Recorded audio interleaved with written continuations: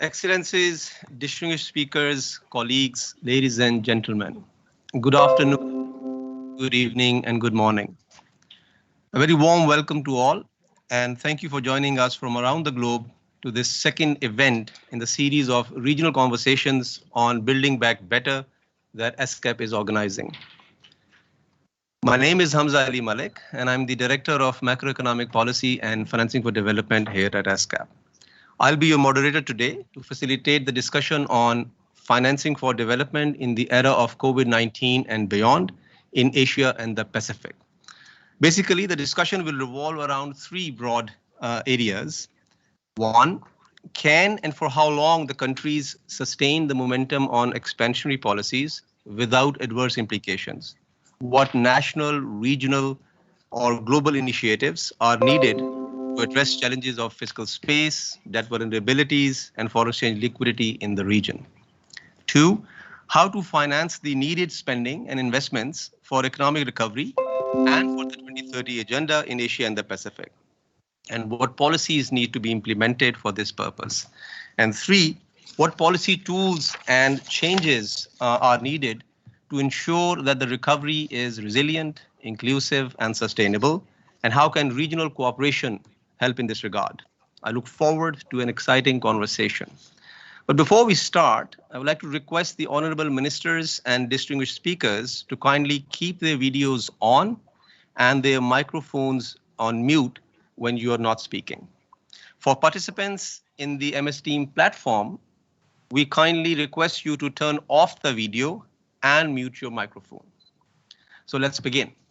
So first of all, I would like to share a pre-recorded special remarks from Ms. Amina Mohammed, the Deputy Secretary General of the United Nations.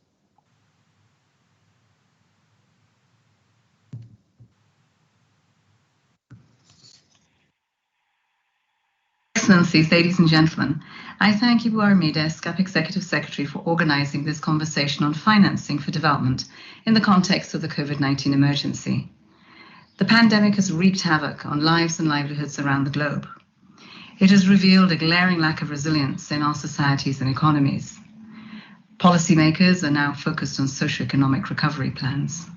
Many have already introduced wide-ranging policy measures in line with the principles of Building Back Better. The United Nations is contributing through a global initiative on financing for development in the era of COVID-19 and beyond, and this is co-convened by Canada and Jamaica at a high-level event in May. This meeting was attended by more than 50 heads of state and government and other stakeholders. Leaders were unanimous in their resolve to articulate a comprehensive financing strategy to safeguard the Sustainable Development Goals. They established 6 discussion groups to come up with clear, actionable, and comprehensive policy options on critical issues. We need to consider all available options in an innovative manner. And we need to work together to ensure that adequate financial resources are available to countries as they chart an inclusive, sustainable, and resilient post-COVID recovery. This will not be easy, as many policy options entail difficult trade-offs.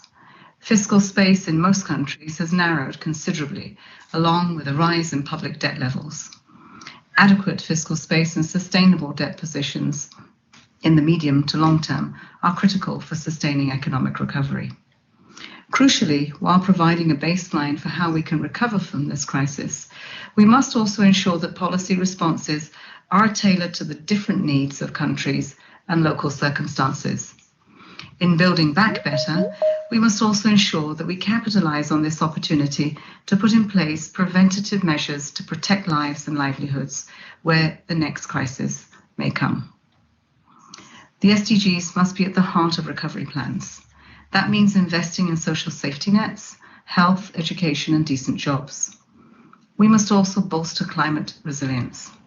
Ongoing discussions on policies for reducing debt vulnerability, including extending the debt moratorium under the Debt Service Suspension Initiative through to the end of 2021, and changing debt eligibility criteria to include countries that are facing a high risk of debt distress.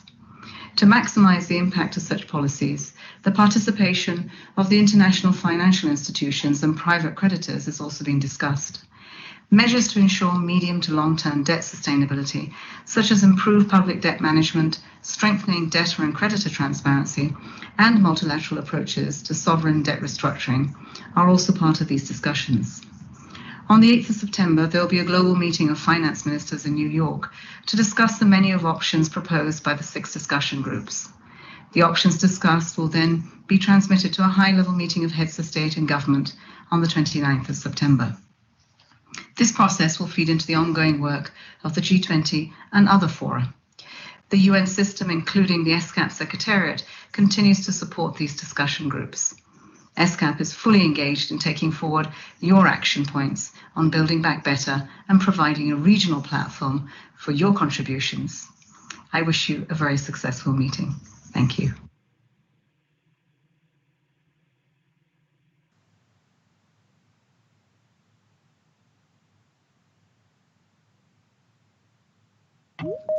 We thank Ms. Amina Mohammed for her special remarks. It is now my pleasure to give the floor to Ms. Armida Alisjahbana, Under Secretary General of the United Nations and Executive Secretary of ESCAP, and convener of the Regional Conversation Series on Building Back Better, to deliver her opening remarks. Ms. Alisjahbana, the floor is yours.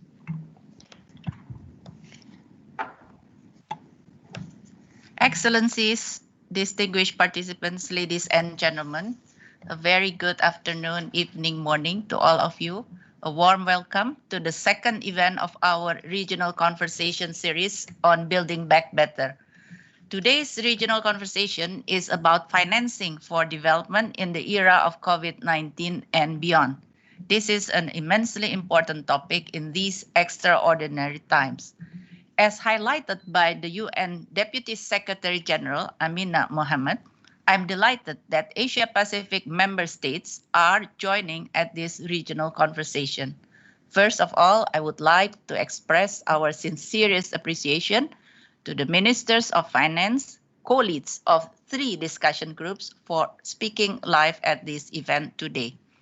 Excellency Mr. Ibrahim Amir, Finance Minister of Maldives, Excellency Mr. Abdul Hafiz Sheikh, Advisor to the Prime Minister of Pakistan on Finance and Revenue, Excellency Mr. Aiyaz Sayed-Khaiyum, Attorney General and Minister for Economy, Civil Service and Communication of Fiji, who will be represented by the Permanent Secretary of the Ministry.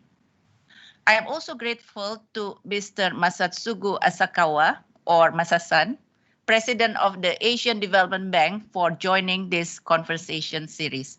I deeply appreciate the participation of 6 eminent persons to share their insights and rich experiences. Ibu Zathi Akhtar Aziz, former Governor of the Central Bank of Malaysia, Pak Hatib Basri, former Finance Minister of Indonesia, Mr. Khairat Kalimbetov, Governor, Astana International Financial Center, Kazakhstan, Mr. Ronaldo Num Nonda, Deputy Governor, Bank of Thailand, Mr. Victor Fung, Chairman, Fung Group, Hong Kong, China, and Ms. Juan Fen Lee, United Nations Independent Expert on Foreign Debt and Human Rights. Ladies and gentlemen, allow me to give a brief background to the regional conversation on financing for development.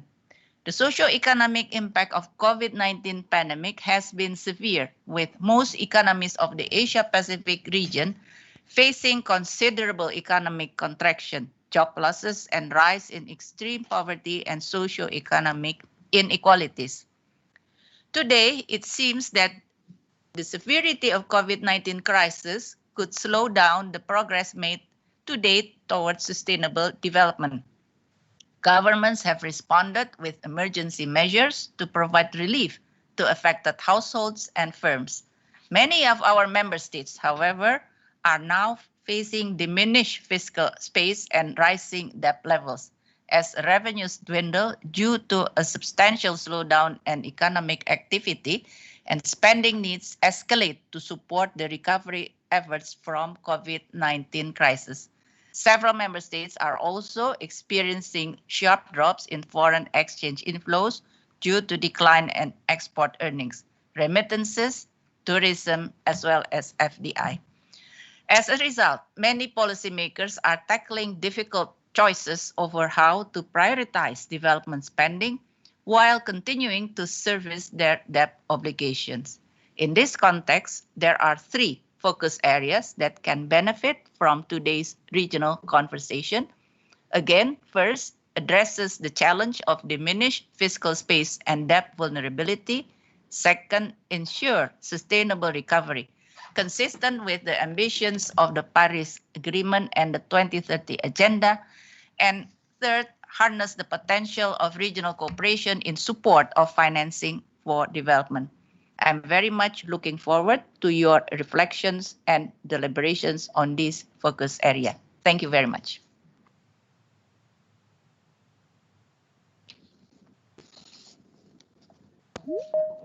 Thank you, Ms. Alisjahbana, for framing the conversation that we will be having today and for outlining potential policy areas under discussion. Excellencies, distinguished speakers, ladies and gentlemen, in mobilizing the needed financial resources, the role of well-coordinated and comprehensive multilateral responses are critical.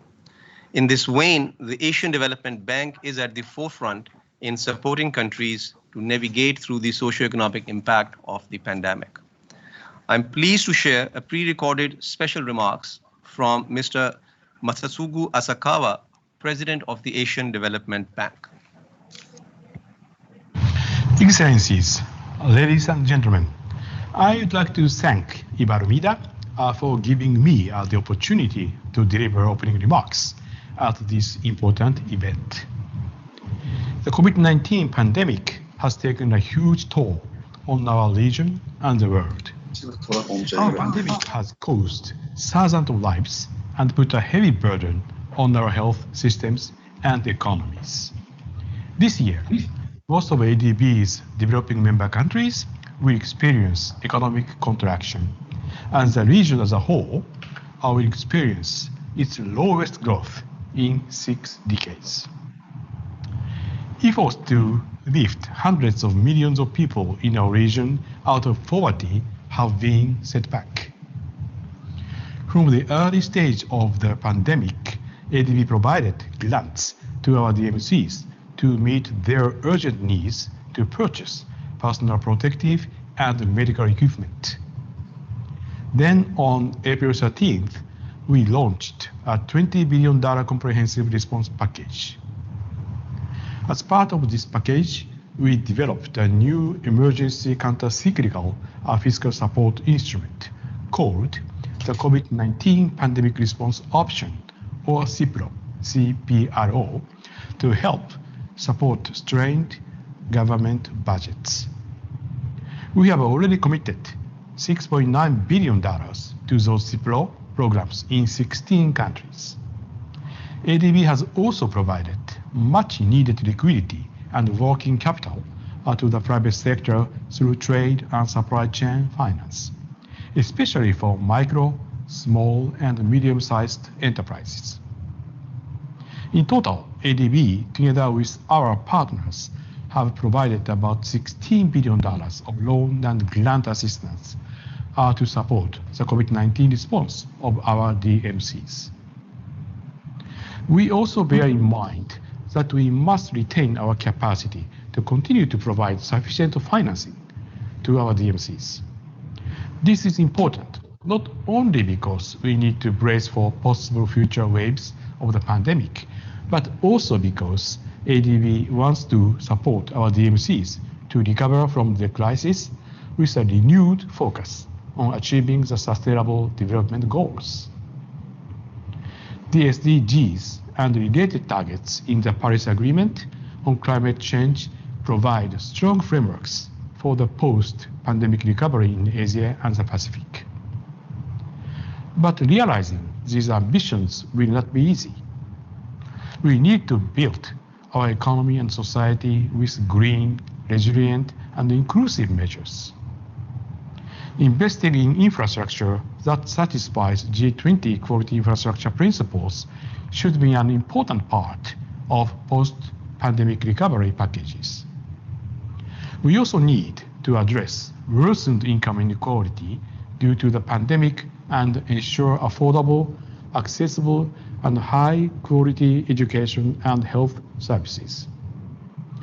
Addressing these issues requires us to mobilize even larger financial resources than we anticipated before the pandemic, and to further strengthen incentives in our DMCs to make SDG-compatible investment. Let me highlight a few measures that can help in that regard. First, improving tax policy and administration by broadening other tax base and closing loopholes created by the digital economy, and by making the tax system more progressive to address income inequality. Second, introducing a carbon tax to drive our economies toward an environmentally sustainable path. Thirdly, strengthen financial markets to enable countries to tap their domestic savings for their long-term investments. And fourth, promoting thematic bonds such as gender, green, and blue bonds to mobilize private financial resources to achieve key targets under the SDGs. As highlighted by SDG 17, to design and implement these measures, we must further promote international and regional cooperation, as well as public-private partnerships. I believe today's conference contributes to this purpose, and we at ADB are committed to deepen our partnership to help our DMCs recover from the crisis and achieve the SDGs. In concluding my remarks, I want to emphasize that when we seek to recover from this unprecedented shock, it is not an option to return to business as usual. Because of the pandemic, we have all been forced to innovate how we work, how we make use of digital technologies, and how we communicate and collaborate.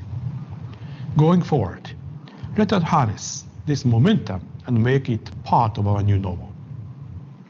Let us stay safe and let us stay connected. Thank you.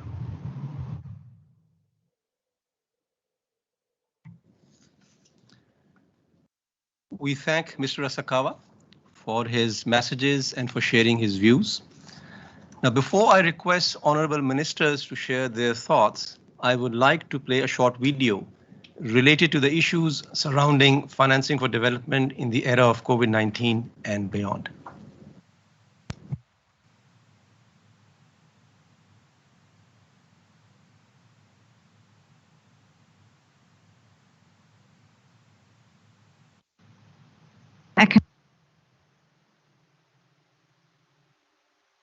The socio-economic consequences of the COVID-19 pandemic have been unprecedented, with most economies in the Asia-Pacific region expecting a contraction in GDP, along with a rise in job losses, poverty, and inequality.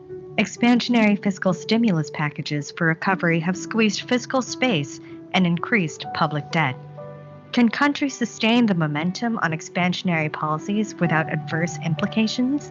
How can they finance economic recovery for the 2030 agenda? What policy tools and changes are needed to ensure that the economic recovery is inclusive, sustainable, and resilient?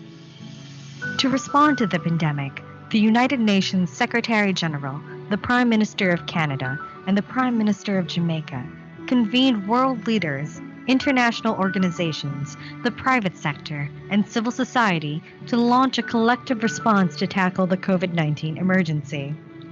6 global discussion groups have been set up in the following areas: external finance and remittances, jobs and inclusive growth, recovering better for sustainability, global liquidity and financial stability, debt vulnerability, private sector creditors' engagement, and illicit financial flows. A regional conversation led by ESCAP aims to assess the policy options proposed by these discussion groups.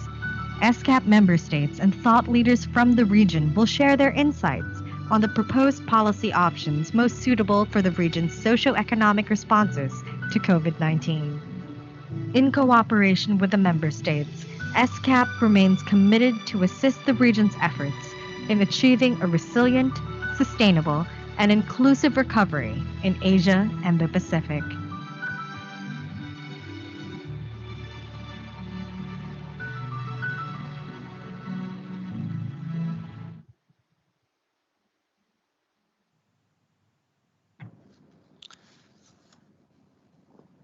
It is my honor now to request His Excellency Mr. Ibrahim Amir, Finance Minister of Maldives, to share his views. Your Excellency, like other small island developing states, the Maldives economy has been severely impacted by a dramatic drop in international travel and tourism around the world. As a result, foreign exchange inflows have declined, and Maldives is facing external debt distress and is currently participating in the Debt Service Suspension Initiative. In your view, is this initiative sufficient to provide debt relief to your country? And if not, what other measures are needed to ensure a sustainable path for Maldives? Mr. Amir, you have the floor, sir.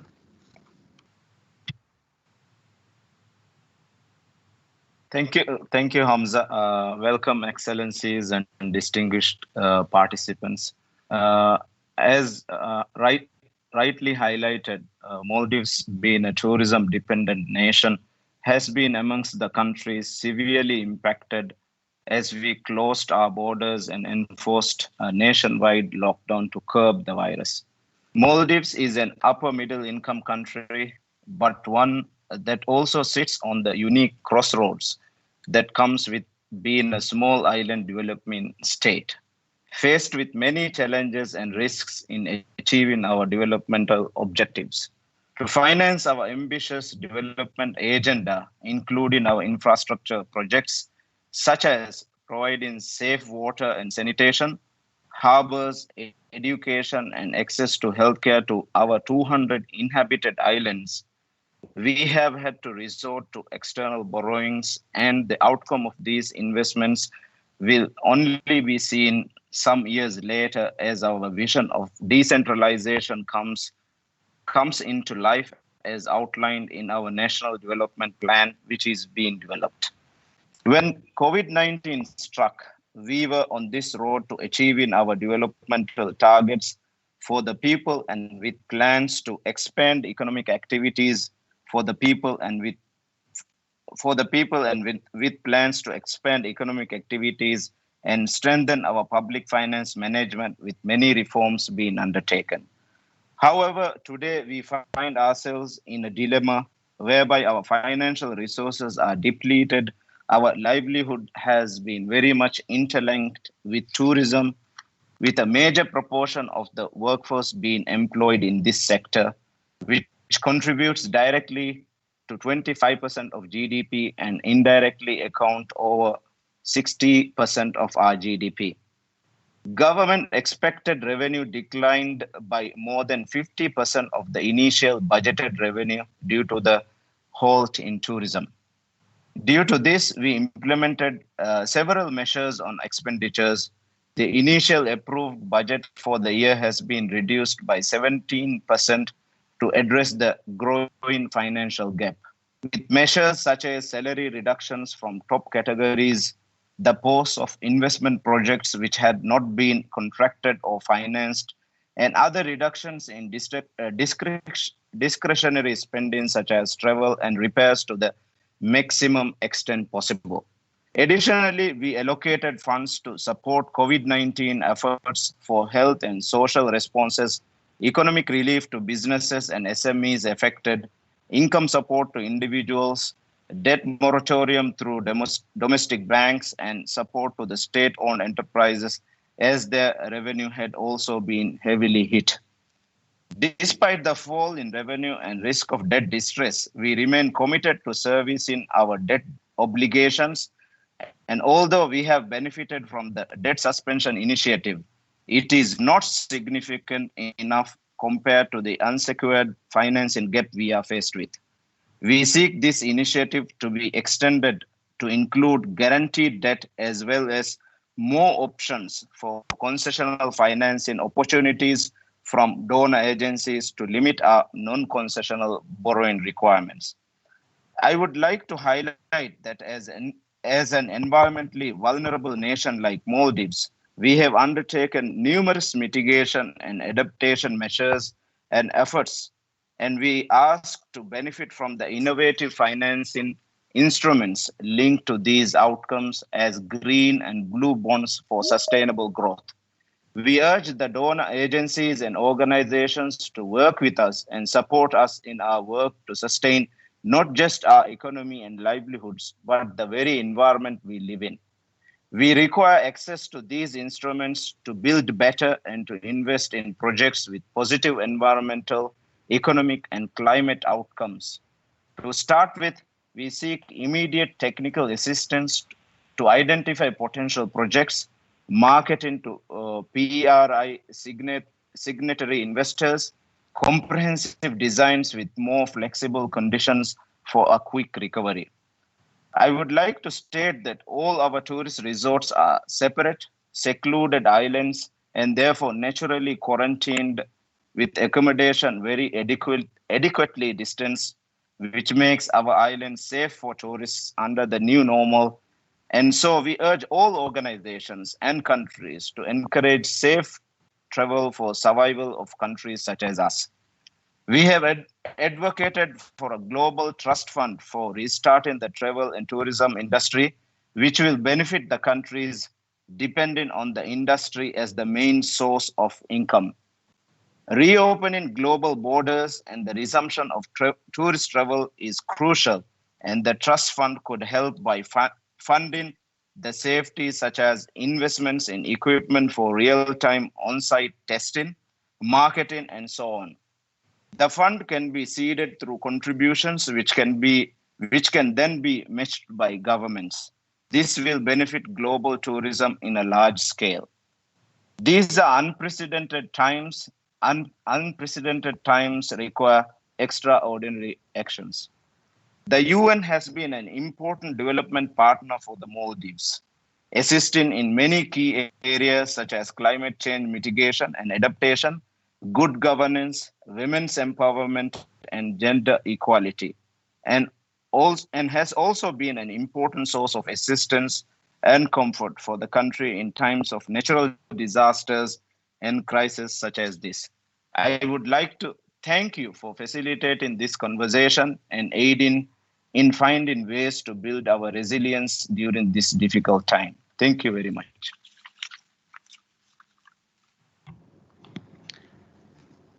Thank you, Mr. Hamid, for your insightful remarks and observations regarding the challenges that Maldives economy is facing. I would now like to invite His Excellency Mr. Abdul Hafiz Sheikh, Advisor to the Prime Minister of Pakistan on Finance and Revenue, to deliver his keynote remarks. Dr. Sheikh, it is quite evident that countries would need to continue with current expansionary policy positions for some time to ensure that the recovery is sustained over time. At the same time, countries need to invest substantial amounts to support the sustainable development goals. How do we reconcile the need for further spending and investments with the need to ensure economic and debt sustainability? In your opinion, what kind of economic and financing policies countries can and should pursue in the region? Dr. Sheikh, you have the floor, sir. Thank you, sir. I'll start by first giving my comments and then react to your question. Ladies and gentlemen, I'm thankful to the Executive Secretary of ESCAP for inviting me to this event. The world faces a grave situation, perhaps the worst since the Great Depression of the last century. And the world was not prepared for COVID-19. In Pakistan, of course, like the rest, we were affected and we had to take several steps to protect our citizens and our economy. We tried to develop a program for injecting cash into our economy so that the firm's problem of illiquidity did not convert into insolvency. We also had a massive cash transfer program for our citizens to ensure that they pass through this difficult time and survive it. At the same time, we gave different types of subsidies and programs for payroll expenditures for those who were recently affected by the job downturn and so on. And I think we also realized that global effort is needed, and debt relief was obviously one of the quickest ways, and Prime Minister Imran Khan also added his voice to those of other global leaders for debt relief. And we appreciate the G20's debt suspension initiative, as well as the rapid financing offered by the IMF, the World Bank, ADB, and other UN agencies and bilateral development partners. Obviously, the debt vulnerability group that Pakistan co-chairs with the Netherlands and the African Union is working on a number of recommendations. First, it is clear that the extension of the DSSI is essential. We have to decide for how long. A year's extension appears to be the minimum. Secondly, there are countries that are suffering, and because this pandemic is not of their own making, it should not affect a country's credit rating.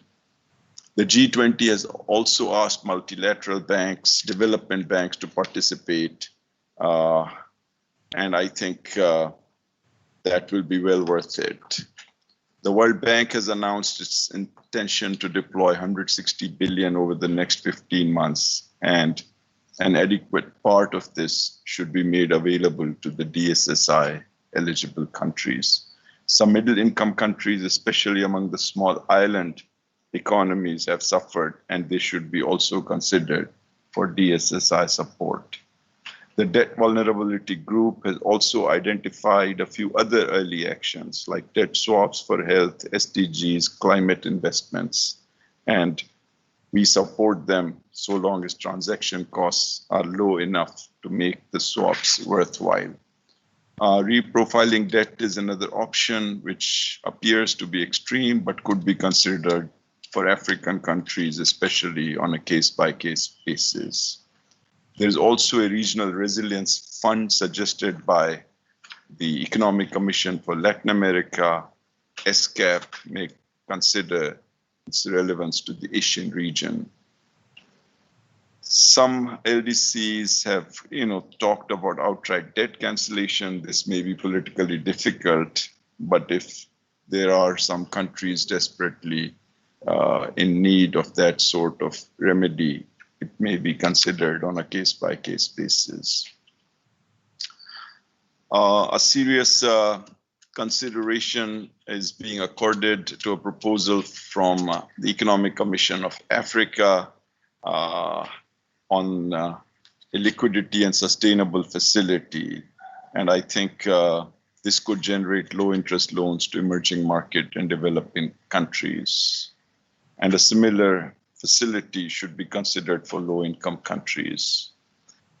The critical role of the central banks of the OECD reserve currency issuing countries has to be recognized. These countries have issued around $10 trillion of relief, fiscal stimulus, and deficit financing for the economies of the OECD countries. In contrast, the financial needs of the developing countries are around $2.5 trillion, and they have not been able to generate even a fraction of this amount from their own resources or through external resources. So this huge gap in the capacities has to be recognized, and I think if the role of the OECD central banks can be identified and incorporated in this whole process, it can work to the advantage of the developing countries. I believe today that a global political will is required and international cooperation is needed for us to meet the challenges that we face. Coming to the question that you ask, that there appears to be a kind of a trade-off between pursuing, on the one hand, expansionary policies to get out of COVID and bring growth, and on the other, the need to be conservative and the need to be aggressive in controlling expenditures and dealing with the debt situation. I think the first point to recognize is that it's very important not just to focus on the quantity of the investments, but the quality of the investments. A lot of the government funding has gone into wasteful projects with added costs and so on. We have to be very sure of improving the efficiency of allocation as well as the efficiency of expenditure use. So that's the first thing. The second thing is that no country has done it alone, and no country has done it through governments alone. We need to tap into the international capital markets as well as our own domestic investors. So the government's role is key in designing the right set of incentives, both for local as well as foreign investors. Also, it's very important to focus on activities that actually lead to improving domestic productivity so that the monies are spent wisely and have a bigger bang for those allocations. And that's why we are also focusing on private-public partnership, because if we can design the right incentives and attract the right investors for ensuring a reasonable rate of return, then investments in areas like mining and transport and highways and electricity and water and waste management, even climate change, can be enhanced while at the same time allowing the government to focus on the basic needs of the people. So I believe that this is still an important trade-off, and the government has to improve its institutional capacity for better debt management and for trying to reduce the costs of borrowing and improving the terms of borrowing, while at the same time focusing on domestic policies that recognize and mitigate this trade-off. I want to once again conclude by thanking you for giving me this opportunity.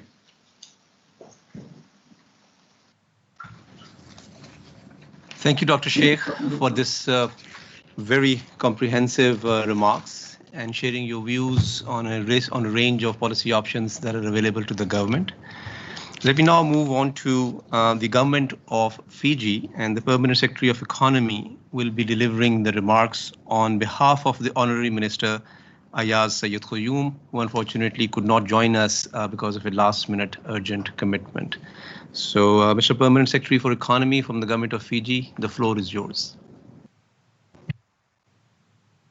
Excellencies, distinguished speakers, ladies and gentlemen, thank you for this opportunity to share Fiji's views on this important discussion.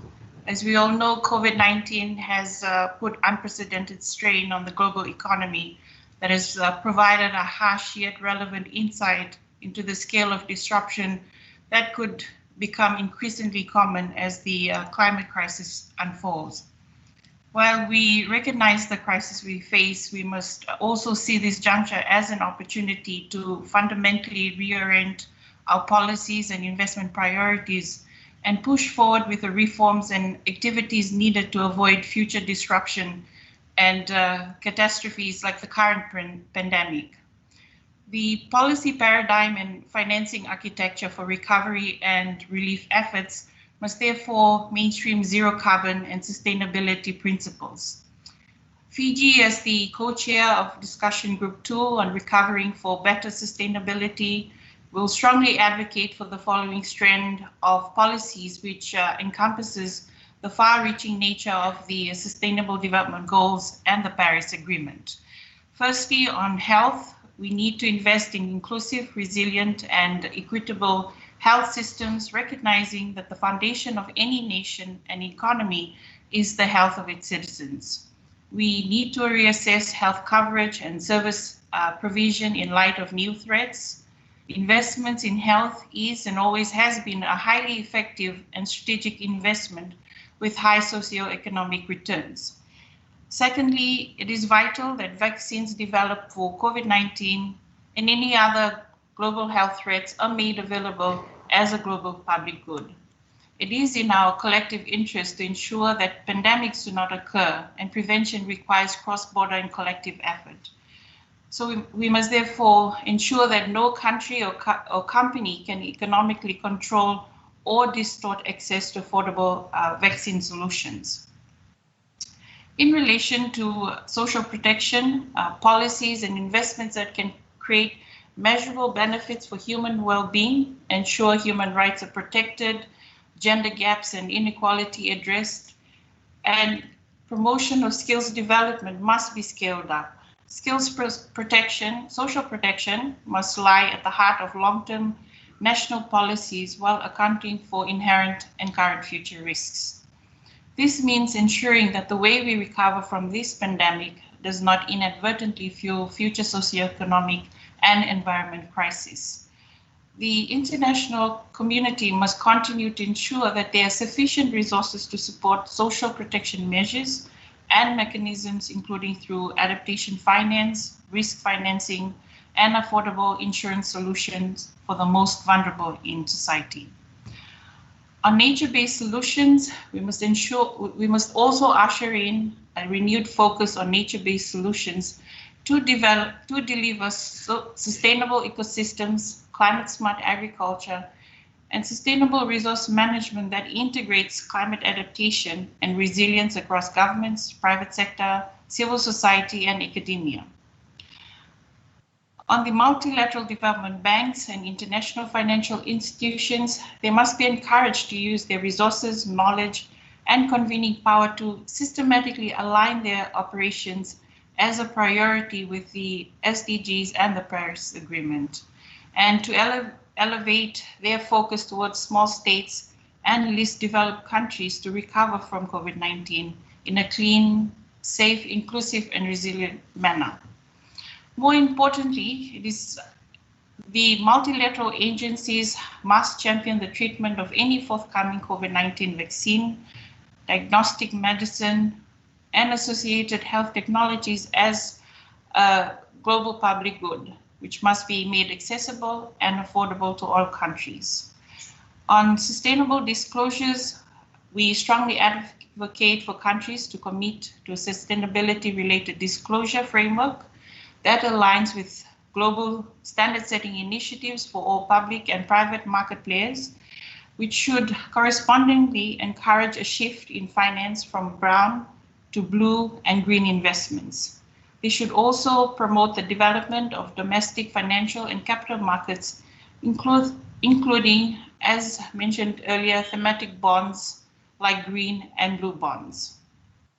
On education and digitization, economy-wide transitions will not be possible without a well-equipped workforce and investments in our education system. Technological innovation should not leave any country behind. COVID-19 has demonstrated the stark importance of digital infrastructure. Access to technology transfer and support to increase access to digital infrastructure is critical. Open, inclusive, affordable, and secure access to digital technology, including broadband connectivity for locations with low levels of access and developing digital literacy and skills need to be enhanced. After all, technology can be an accelerated recovery from disaster and climate risks. Countries cannot simply rely on market alone to enable low carbon transmission. To ensure we can achieve net zero emissions by 2050, all countries should introduce climate legislation to ensure there's a legal framework at the national level to advance and regulate progress against the NDCs. The shadow cost of greenhouse gas emissions must be recognized, as does the value and importance of our environmental assets, biodiversity and capital and natural capital. Whether it is through carbon pricing, carbon budgets, or incentive systems, we need to make it far less economically feasible for high emission activities and businesses to continue to resist low carbon transition. COVID-19 has required all countries to embrace science. To flatten the curve of rising climate risks, we need to ensure that all parties to the UNFCCC ensure their policies and actions are compliant with the requirements of a 1.5 degree limit on global temperature rise. And to conclude, just as we cannot accept unchecked transmission of COVID-19, we cannot accept uncapped emissions and a return to business as usual. To achieve the SDGs amidst the challenges of climate change and COVID-19, it is increasingly important for national policies to ensure the recovery plans consider and impact upon the SDG indicators and the Paris targets. Once again, thank you for this opportunity. Thank you very much, Permanent Secretary of the Government of Fiji, for sharing your perspectives and your detailed ideas.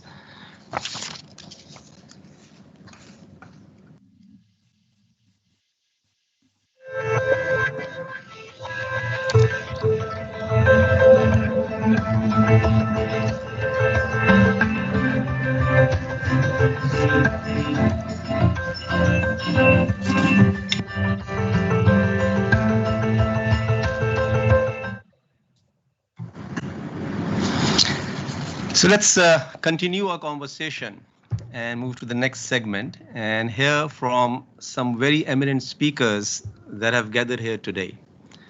Taken together, these eminent speakers encompass an extensive range of experiences and depth of expertise. This part of the conversation will be essentially structured around 6 questions addressed to each of our speakers. I would like to wrap this part of the conversation in around 30-35 minutes, so we can spare more time for the interactive discussion segment later on, where the audiences will be asking questions to our speakers. So in that context, I would like to request that the initial interventions by our eminent speakers be limited to around 5 minutes each. Let me start with the Honorable Dr. Zathi Akhtar Aziz, former governor of the Central Bank of Malaysia. Dr. Zathi, COVID-19 has posed immense economic and financial costs to the entire world, to the developed world, to the emerging world, and even more so to the developing and less developed economies. It has prompted massive fiscal and monetary responses from across the world to provide relief and support for sustaining economic activities during this very difficult period. What other policies need to be implemented to ensure our future growth and development potential? Dr. Zathi, you have the floor, madam. Thank you. Thank you very much for the invitation to participate in this ESCAP conversation series. The world was certainly not prepared for a state. It was not in a state of preparedness when the pandemic occurred. The pandemic, as we all know, has resulted in a massive disruption on an unprecedented scale on health systems, on the overall economy, and on the impact that would be beyond the present, especially on our education system, which has been interrupted. And so this will affect essentially a generation of our workforce. My remarks this afternoon will be confined to 3 points. During the necessary shutdowns to contain the spread of the pandemic, economies came to a standstill. The massive fiscal stimulus implemented was essentially to provide relief to those that lost jobs and to support businesses, and essentially to reignite overall demand. There are now signs of recovery occurring as there's a phase uplifting of shutdowns and a reopening of our economies. However, the point that I want to make here is that unemployment rate continues to remain high, even despite a recovery occurring. And most economies have experienced severe employment losses. Of significance in this is the youth unemployment, which is at a much higher than the average rate of unemployment. And these job losses, we should take into account, are not cyclical in nature.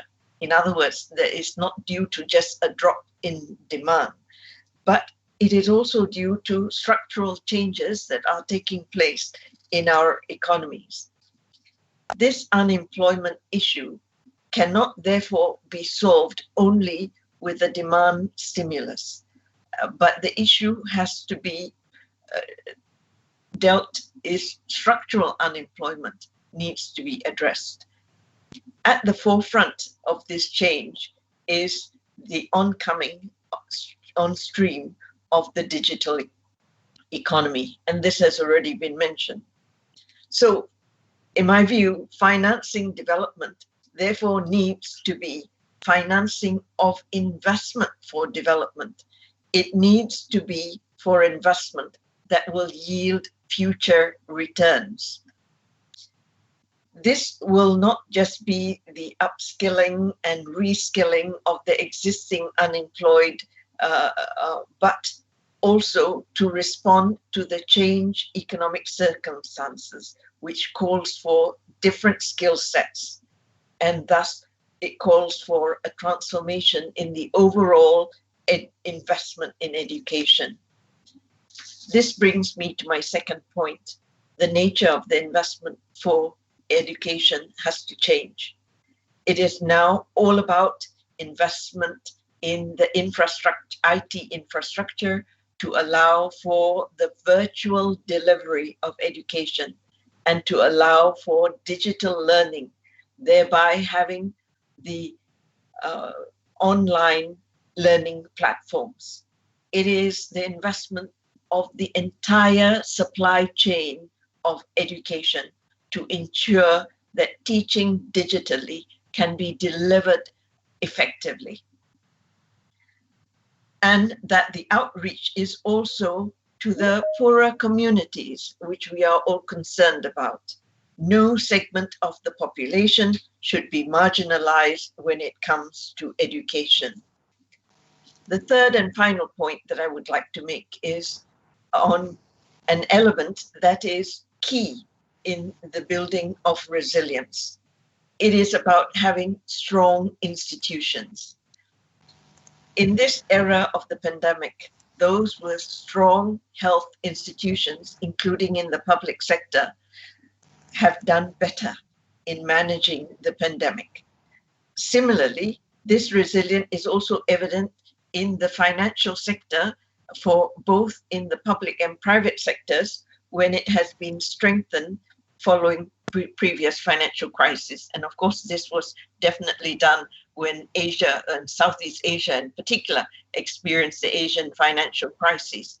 We took a decade to rebuild and strengthen and reform our financial system that we are now highly resilient. And therefore, countries have done so, that have done this, have been in a better state of preparedness with stronger buffers and much better position to implement and execute strategies and policies. In conclusion, therefore, while financing for development is vital for addressing the current circumstances, it is financing investment for development that will sustain us beyond the pandemic to deliver sustainable growth and development in our future. Thank you very much. Thank you very much, Dr. Zathi, for these very insightful observations. I think we couldn't agree more that stimulus on the demand side alone will not be sufficient, and we'll need serious structural changes, keeping an eye on the potential of digital technologies. I really like your observation regarding the supply chain of education, and you very nicely put it, and then try and strengthen institutions to build resilience in the economy. Let's move on to our next eminent speaker. And I would like to invite now the Honorable Mr. Shatib Basri, the former Finance Minister of Indonesia. Professor Basri, in response to the unprecedented pandemic, countries in Asia Pacific have deployed trillions of dollars for emergency health response and relief measures for households and firms. While such spending was essential, several developing countries are now experiencing a big squeeze in the fiscal space, as we have heard from some ministers already. In this context, how can we prioritize policies that are most urgently needed and can be implemented to build back better our region's economies? Professor Basri, you have the floor, sir. Thank you very much.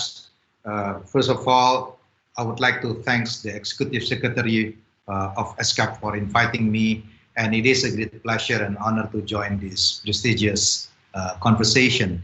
Now, let me give my comments. As we know, the economy in the region have been hit hard by the COVID-19. This decrease impacted all sectors, mainly due to the combination of decrease in demand and disruption to production activities, again due to the pandemic and the application of the social distancing or the lockdown. As we know, the social distancing or lockdown has impacted all economic activities which require physical presence. So in this type of situation, a fiscal stimulus is mostly focusing on the survival mode rather than stimulate the economic growth. So the government must focus its efforts on the health service, social protection, and economic recovery effort. The economies in the region needs to take a number of steps urgently. It should focus firstly, as I said, on handling the outbreak and decreasing its spread. A country like Indonesia, for example, has a large population and COVID-19 spread quickly. The government must plan for scenarios where the outbreak spreads uncontrollably, as many other countries have experienced. The government must ensure there are enough hospitals to care for patients, sufficient test kits, medical personnel, medicine, and appropriate medical procedure are also essentials. Secondly, COVID-19 will clearly have a huge economic impact and many will lose their jobs. To mitigate this and ensure that the middle to lower classes are able to fulfill their daily needs, the government should increase and expand the cash transfer, the conditional cash transfer, and range of households eligible for support households should be expanded beyond the poor to the lower middle income class, and providing social protection is essential. Without social protection, lockdown will be biased in favor towards middle and upper class. In a country like Indonesia, for example, where the poor does not have enough savings, they cannot afford to stay at home without income. So if the government want to the middle class and the middle lower income group to stay at home to avoid the pandemic, they should provide social protection such as cash transfer. It is also vital to control food stocks and pharmaceutical supplies. Price hikes due to insufficient stock will lead to panic and social unrest. Managing this is not easy, as the supply and distribution of sufficient stock must be considered. Thirdly, businesses are going to be hard hit. There is a risk that companies will face difficulty meeting in their debt obligation. So it is important to take steps to relax credit restructuring and provide interest rate subsidy for the small medium enterprise. In addition to that, the major problem in the banking sector is about the credit crunch. To mitigate the credit crunch, government can step in providing credit guarantee. Everything above requires funding, but with the decrease and declining commodity price, the slowdown of the global economy, the government revenue will be hit hard. The government will have to reallocate its budget from low urgency activities to healthcare and social safety net. Budget repatriation is important, but the budget deficit will have to rise. So the government has to prepare for the international cooperation. Asian nations should proactively coordinate financial, trade, public health, and food security policies to avoid prolonged economic stagnation and international disruption from the COVID-19 pandemic.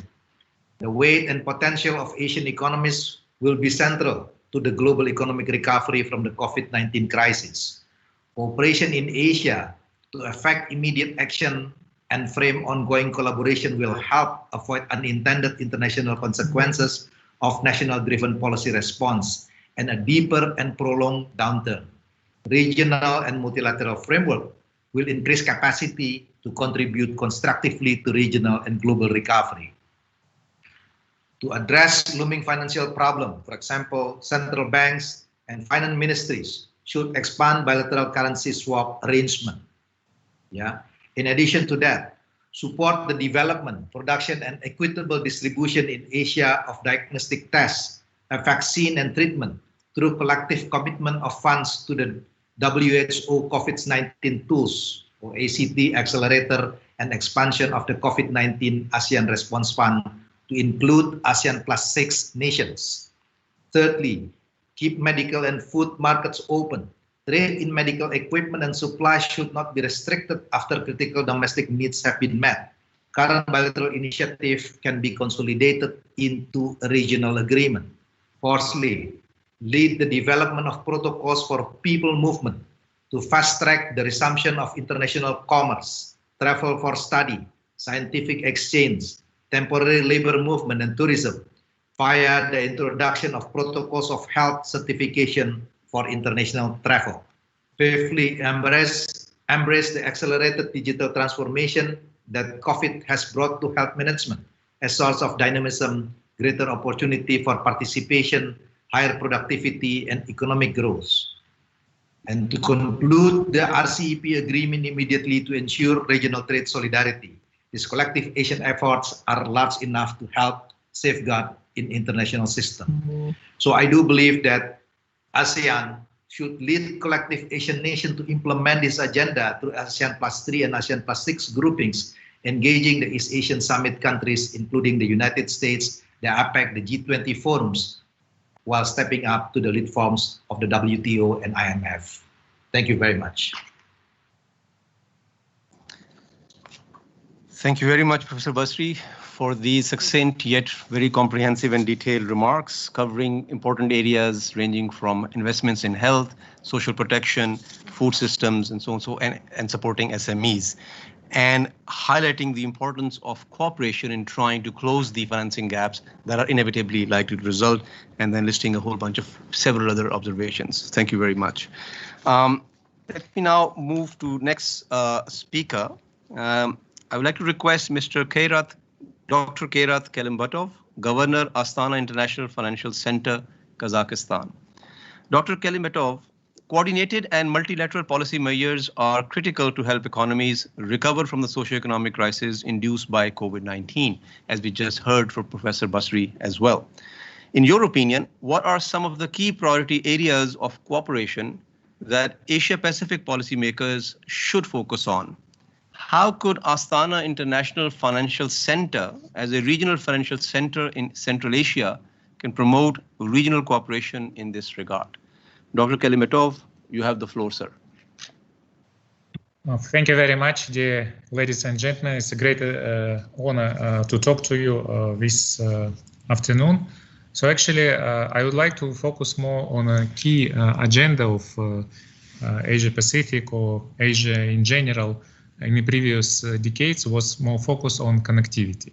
And I think connectivity, both physical and digital, are very important for the further development and further sustainable economic growth of our countries, particularly in the region in general. I am representing today a region of Central Asia. So Central Asia is a part of Asian continent, but is also landlocked region. We don't have access to the ocean.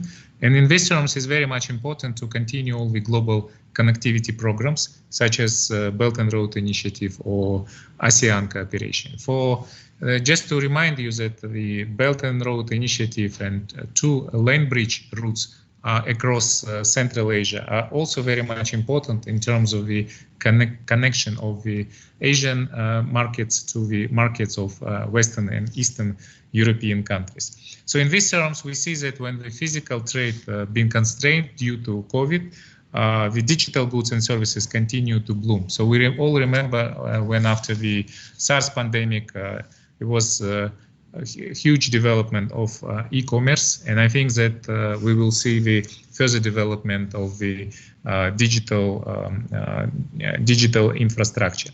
When we're talking about connectivity, we are not talking only on continuation of the physical infrastructure such as roads, railways, pipelines, and cables, but also the digital infrastructure. So Governor Zathi just recently mentioned about, so it should be the new model of education, online education. It should be a new model of the healthcare system, maybe based also on telemedicine. And I think that the important role also financial technologies will play in terms of the financial inclusion and in terms of the connectivity of the different global and local financial markets. So in this terms, I think that we all should focus on three very important stuff. So one of, because of the measures of the, in response to the healthcare crisis, we should focus on localization and clusterization of innovation and technology, digital infrastructure, and financial markets. So it's very much important to allow people to stay safety from one side, but from the other side to focus on the new technologies, especially in the time of the fourth industrial revolution. Second is also very much important to connect different centers, to connect hubs between each other, especially through the online exchange. So this is what we are doing nowadays, is also very much important when the financial and industrial hubs are connecting to each other. And number three was already mentioned at the beginning of this conference, that we will never back to the previous world. So in these terms, I think it will be like a hybrid of online and offline models. And I think that we should like figure out what type of model should has to be more resilient and more sustainable. So in these terms, I'm representing also the Astana International Financial Center, which is a regional financial hub for Central Asia and for Belt and Road Initiative in Central Asia. So very much important for the resilient cooperation between businesses to build the ecosystem based on international rules and standards, bringing the rule of law. So actually we create the financial hub based on common law jurisdiction, but at the same time to create right ecosystem. So the financial centers nowadays should be also digital. So we're going to focus on fintech, we're going to focus on developing of edtech platforms. And at the same time, we're also committed to all the global initiatives such as Paris Agreement. So in fact, just 2 weeks ago, it was the first issuance of the green bonds, first ever issuance of the green bonds in Central Asia, in Kazakhstan, in Astana International Financial Center. We also want to focus on relaunching capital markets, developing in the region the hub for the Islamic finance. And I think this is all will also help us to bring additional liquidity to the region in order to focus on the economic growth of the region.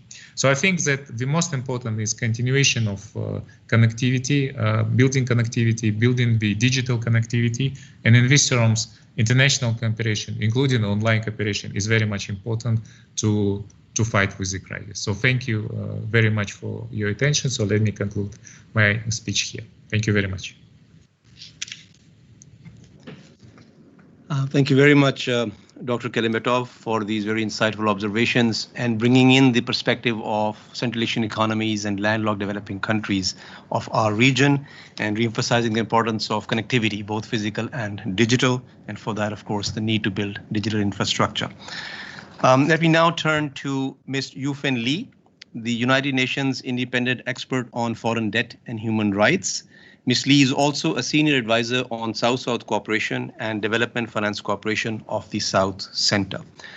Ms. Lee, the Asia-Pacific region has been hit hard, as we've been talking, by the COVID-19, which has led to multiple crises, including health, economic, debt, and human debt crises, and human rights crises. The region is as large as it is quite heterogeneous. Against this backdrop, what is your view of the external debt situation in the region? And which measures are urgently needed to prevent a major debt crisis in the region, protect human rights at the same time, and promote inclusive recovery? Ms. Lee, you have the floor, madam. Thank you very much. Excellencies, distinguished participants, I'm very honored to speak at this high-level event. As you said, that financing for development is essential for flattening the curve of the COVID-19 and building back better. The Asian and Pacific region had been hit by the pandemic about 3 months earlier than the rest of the world, but may not end the pandemic earlier than the others, which means the likelihood of greater cost to countries and more debt accumulation. You mentioned just now the pandemic has already caused health, economic, and human rights crises in the world. Some progress made by the implementation of the SDGs has been already reversed as poverty, hunger, and inequality have been increasing. To respond effectively to the pandemic is an extremely costly process. It is particularly so for economies dominated by informal and cash-based sector, and for small island and other countries dependent on tourism and commodity exports. Many economies in the region have rightly adopted fiscal and monetary stimulus. It is the human rights obligation for the governments to use maximum resources. However, with economic contraction and the destruction of important growth engines like tourism and trade, such measures will lead to escalation of foreign and domestic debt and weakening of fiscal and foreign reserve positions. Debt situation in the region is heterogeneous, as you said just now, yet on the whole, many countries have seen rise in debt ratios, fast increase in private debt, and decline in foreign reserves, which could increase the near future likelihood of external stress. A few countries have entered the crisis with heavy debt burden and are facing high risks of unsustainable debt. What the key policies can be implemented to build back better, prevent debt crisis, and safeguard human rights? The immediate priority is to contain the spread of the virus and save lives and livelihood. The longer the pandemic lasts, the heavier the debt burden will be. Therefore, strong regional and international cooperation is needed to end the pandemic earlier. The phenomenon like vaccine nationalism will be disastrous, as no country is safe unless every country is safe in a pandemic. Fiscal and monetary stimulus continue to be necessary to stabilize the economy and protect the vulnerable population and sectors. The pandemic is a massive exogenous shock. Thus, by human rights and international law, it constitutes a state of necessity for debt relief. Temporary debt standstill and liquidity injection are essential to provide immediate breathing space. G20 DSSI and IMF initiatives are welcoming, but far from sufficient. The country coverage, time duration, the depth of debt relief should be expanded and extended.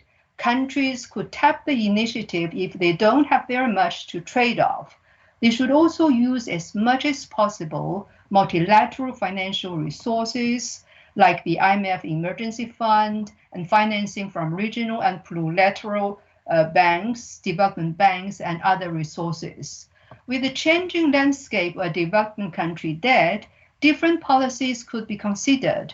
For countries which would like to maintain access to international capital market, they could think about more market-based resolutions like debt buyback and debt swaps, which would not lead to rating downgrades and could be a good exit strategy from heavy debt burden.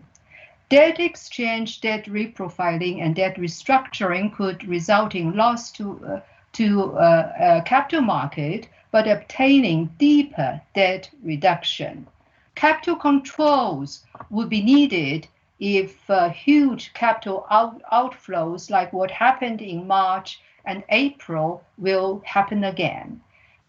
Efforts should be made to improve the international financial architecture, including a framework for debt restructuring. Upholding human rights and reducing inequality remaining important for building back better. Thank you again for the opportunity. Thank you, Ms. Lee, for these very succinct but very insightful observations and reminding us that progress on several SDGs has already been reversed and countries need to be cognizant of that. Thank you very much also for echoing Professor Basri's views that the first priority should be to stop the spread of the COVID pandemic further and focus on health and lives of the people, and then continue with the policy measures that are needed to support economies and recover. Let me now move to our next speaker, Mr. Ronodon Numnon, the Deputy Governor, Financial Institution Stability, Bank of Thailand. Mr. Numnon, the absence of timely and sustained support could magnify the scale of financing challenges and potentially trigger a wave of debt and financial crises in the region. In this context, what role central banks can play in ensuring financial stability? Please also share with us the assistance measures that have been implemented by the Bank of Thailand to help cushion the impact of COVID-19 on the economy. Mr. Numnon, you have the floor, sir. Thank you, Mr. Malik. Excellencies, distinguished participants. First of all, I'd like to thank ESCAP for inviting me for this joining the panelists of distinguished speakers. For your questions, the COVID-19 pandemic severely impaired the normal function of the economy and through the macro financial linkage. This led to the disruption in the financial market as well as worsened the quality of the bank asset and liquidity positions. Therefore, it threatened the overall financial stability, especially for the banking-based economy in the Pacific regions and Asia regions. Therefore, it's the role of the central banks is a crucial role to ensure the right balance to achieve between the providing supportive financial conditions and safeguarding the financial stability. Facing with the loss of income, the corporate and household are in need of cash flow to continue operating, or in some cases, just need to reserve cash for living expenses or working capital. This is where the central bank and the financial system come in to ensure that the lending cost is kept at a reasonable low rate and sufficient funding is provided to a variety of assistance measures. A lot of these measures are implemented through banks and in some cases may adversely impact bank liquidity and capital buffer. So we now facing an inevitable trade-off between the helping economy and financial stability. It is therefore the role of central banks or regulators to ensure that the financial stability can be maintained amid the COVID-19 by closing monitoring and surveillance of the financial systems, as well as implementing necessary regulatory and supervisory actions, or providing appropriate facility to ensure the normal functioning of the financial systems. Ladies and gentlemen, I would like to share with you the experience of Thailand in implementing assistance measures. But keep in mind that the assistance measure must be first, very preemptive. Second, it must be well tailored. And third, it must be a very customer-centric. So far on Thailand, we have implemented 4 main types of measures to help alleviate the impact of the COVID-19 on the economy. The first measure is on the monetary policies. We have been interest and fee reduction through the 3 policy rate cuts from 1.25% to historical low level of only 0.5%.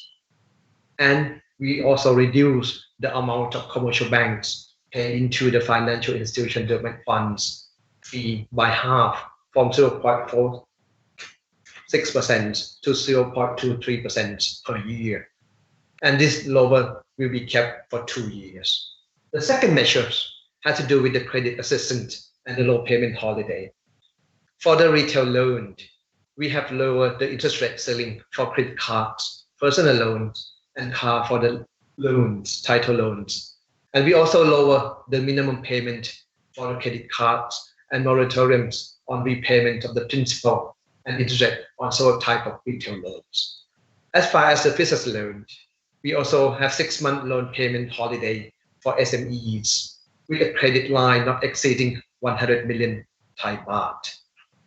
For the third measures, we also providing liquidity provisions to the provision of loan to SME with a credit line not exceeding 5 million baht with a concessional interest rate of 2% per year and interest-free for the first 6 months in order to help expedite the issuance of the new loan during the highly uncertainty period. The government, through the Ministry of Finance, will partly compensate financial institutions for losses that might be incurred on this additional new loan. The last measure has to do with the debt restructurings. Supervisory regulations on loan classification and provisionings and holding period of non-performing loan or NPA were relaxed to facilitate debt restructuring for financial institutions.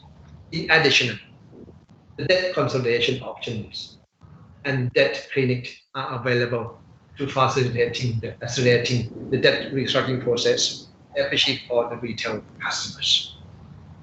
Ladies and gentlemen, these assistance measures may impinge upon the bank sector liquidity and capital positions. Therefore, at the central bank, we would like to emphasize the importance of maintaining sufficient buffer whenever possible to maintain financial stability. This is in order to ensure that the banking system stands ready to weather increasing uncertainty going forward. In the case of Thailand, the banking system had maintained high level of capital and liquidity buffer. As of June 2020, the capital adequacy ratio is still at 19.2, whereby the provision against the NPL stood at about 144.1%, well above the minimum standards. And this allows room for implementation of assistance measures during the COVID-19. But despite high level buffer, we were aware very well that the impact assistance measure may have on capital and liquidity positions, and were asked to withhold interim dividend payment in 2020 and stock buybacks in order to strengthen banks' capital positions and maintain sufficient liquidity in preparation for uncertainties arising from pandemics. Furthermore, we also require banks to do stress testing for the next 2 years on the worst case scenarios to ensure that they have capital planning, provisions sufficient, and dividend policy that going ahead. Thank you, Mr. Mann, for the questions. Thank you very much, Mr. Nomnon, for sharing your views and range of measures that Bank of Thailand have introduced to support the Thai economy. I'm sure they'll have resonance with several of the central banks of our region. I have one more question before we complete this segment of our regional conversation. And for this, we are very grateful to have Dr. Victor Fung, Chairman, Fung Group, Hong Kong, China. Dr. Fung, the centrality of the role of the private sector is recognized throughout the discussion on financing for development in the era of COVID-19 and beyond. We heard some ministers actually also highlighting the importance of public-private partnerships, for instance. What do you think the governments and international community should do to facilitate private sector in transforming its business models and ongoing strategies that are underpinned by greater adoption of digital technology? We have heard the importance of digital infrastructure already. Climate neutral investment focus. We have heard the importance of carbon pricing, for instance, and emphasis on stakeholder value creation. Dr. Fung, you have the floor, sir. Yeah, thank you very much. Excellencies, ladies and gentlemen, I'm delighted to join these regional conversations on financing for development. I'd like, first of all, to thank ESCAP for inviting me to join in. It's a great honor. I certainly agree that in these very unprecedented times, it is very important for us to think about new ways of cooperating between the private sector and the public sector. In this regard, I'd like to first of all say that the initial measures taken by governments in the public sector to actually provide fiscal support is absolutely essential. Unless we can actually alleviate some of the unemployment and immediate bankruptcies in the domestic economies, I think very little can be done. And of course, as other members have said previously, we have to first of all get the pandemic under control. However, I'd like to take a slightly longer view. I would hope that this too will be overcome, and that we will now then think through, or need to think through, what happens post-COVID.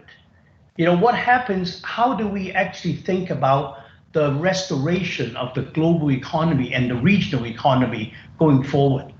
And in this regard, I'd like to offer just a couple of thoughts, really from operating in 50 countries on the ground and what I can see, especially in this region. The first, I think, is the importance of sustaining trade finance in the long term. We all understand the centrality of trade, how that is essential to the development of economies in the long term.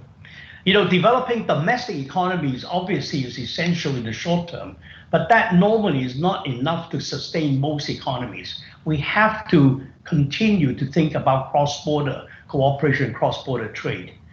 I think what is happening now is I think we're now undergoing another major crisis of lack of trade finance. Members will remember that during the financial crisis 2008-2009, the world was almost brought to a standstill by the dramatic lack of trade finance. And it was through the efforts of I remember the G20 in London in 2008-2009, and the coordinated effort of governments to provide export credit insurance in a major way that actually saved the day. I think we're now facing a similar situation, especially in the recovery of the global economy. What I can see on the ground is most of the global supply chains, which we all know would account for over 60% of global trade and provide a huge amount of unemployment. I would say 25% or more of the employment in the Asia Pacific region is related to, in some form, to the global supply chains, Now, I think the situation is similar, but not quite the same. I don't think there is really a liquidity crisis per se, like 2008-2009. However, the financing is still not getting to the right people, especially to the SMEs, where it's most needed. The reason for this, of course, is the liquidity is in the system, frankly, because of a lot of QE effort by major economies. There is liquidity. However, the financial institutions are unwilling or unable to lend because of credit problems. So we really have to focus on this issue and see how we can support that. And I think this really calls for a coordinated effort between private and public sector and around governments globally. The supply chains are at such a low ebb right now. You cannot just stimulate either the demand side or the supply side independently. You've got to stimulate the whole thing for the thing to keep on going. Therefore, it needs a global coordinated effort to actually make sure that financing gets to the right people, especially to the SMEs. And I think this, again, will call for measures like what we did in 2008-2009, a coordinated effort among the export credit insurers of most countries, okay, to actually dramatically step up their support of the private sector, and especially on trade, and especially to the SMEs. Now, obviously, governments are doing a lot in fiscal support anyway. I would submit to members here that it is important now to think about moving those support to export credit so that the banks in the private sector can lend and be comfortable in lending to support the continuity of the trade finance. So I think this is really the first and foremost need. The second is the whole issue of digitalization. Members have already said how the digital economy is important, but what I would like to observe is it will be vital to cross-border trade going forward post-COVID. One of the phenomenons that I see is, on trade facilitation, even after the Bali Agreement in 2013, as you all know, on the agreement on trade facilitation, it has been adopted by the WTO and a vast majority of the members, but really progress has been still slow, mainly because a lot of the processes are still paper-bound and it's not digitalized. Now, if we're able to use this crisis to actually break through the digitalization, I think it will benefit the world and will benefit the dramatic use of trade facilitation and facilitate trade. I remember that during the Bali negotiations, studies have shown that you can reduce global trade costs by about 14% if you were implementing the Bali Agreement. And most of this is dependent on digitalization. So there is nothing like the COVID crisis to actually force, in a sense, the implementation. Now, the final thing I would say here is this actually benefits large companies and small companies, because one of the things about digitalization is it democratizes the access. Once you put in the infrastructure, okay, the marginal cost of participating in a digitalized global economy is very, very low. And that actually removes some of the barriers to entry for the smaller SMEs, especially from developing economies.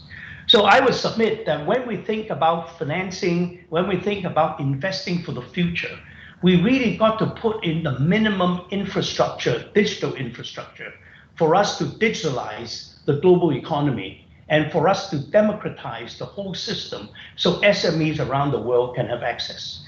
So in the interest of time, Chairman, I'd just like to make these two remarks. Thank you.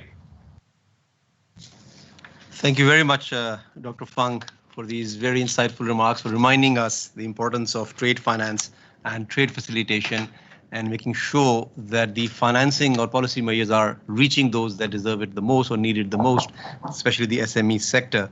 And once again, reiterating, and we have heard from other panelists already, the importance of digitalization or building a digital infrastructure. Let's now move off to the interactive discussion part, and we may have questions. Actually, we already have more than a dozen questions coming through. So I'll be asking those questions to the eminent panelists here. But before we move on to that segment, let me invite the representatives of our member states to deliver their statements or ask a direct question to a panelist.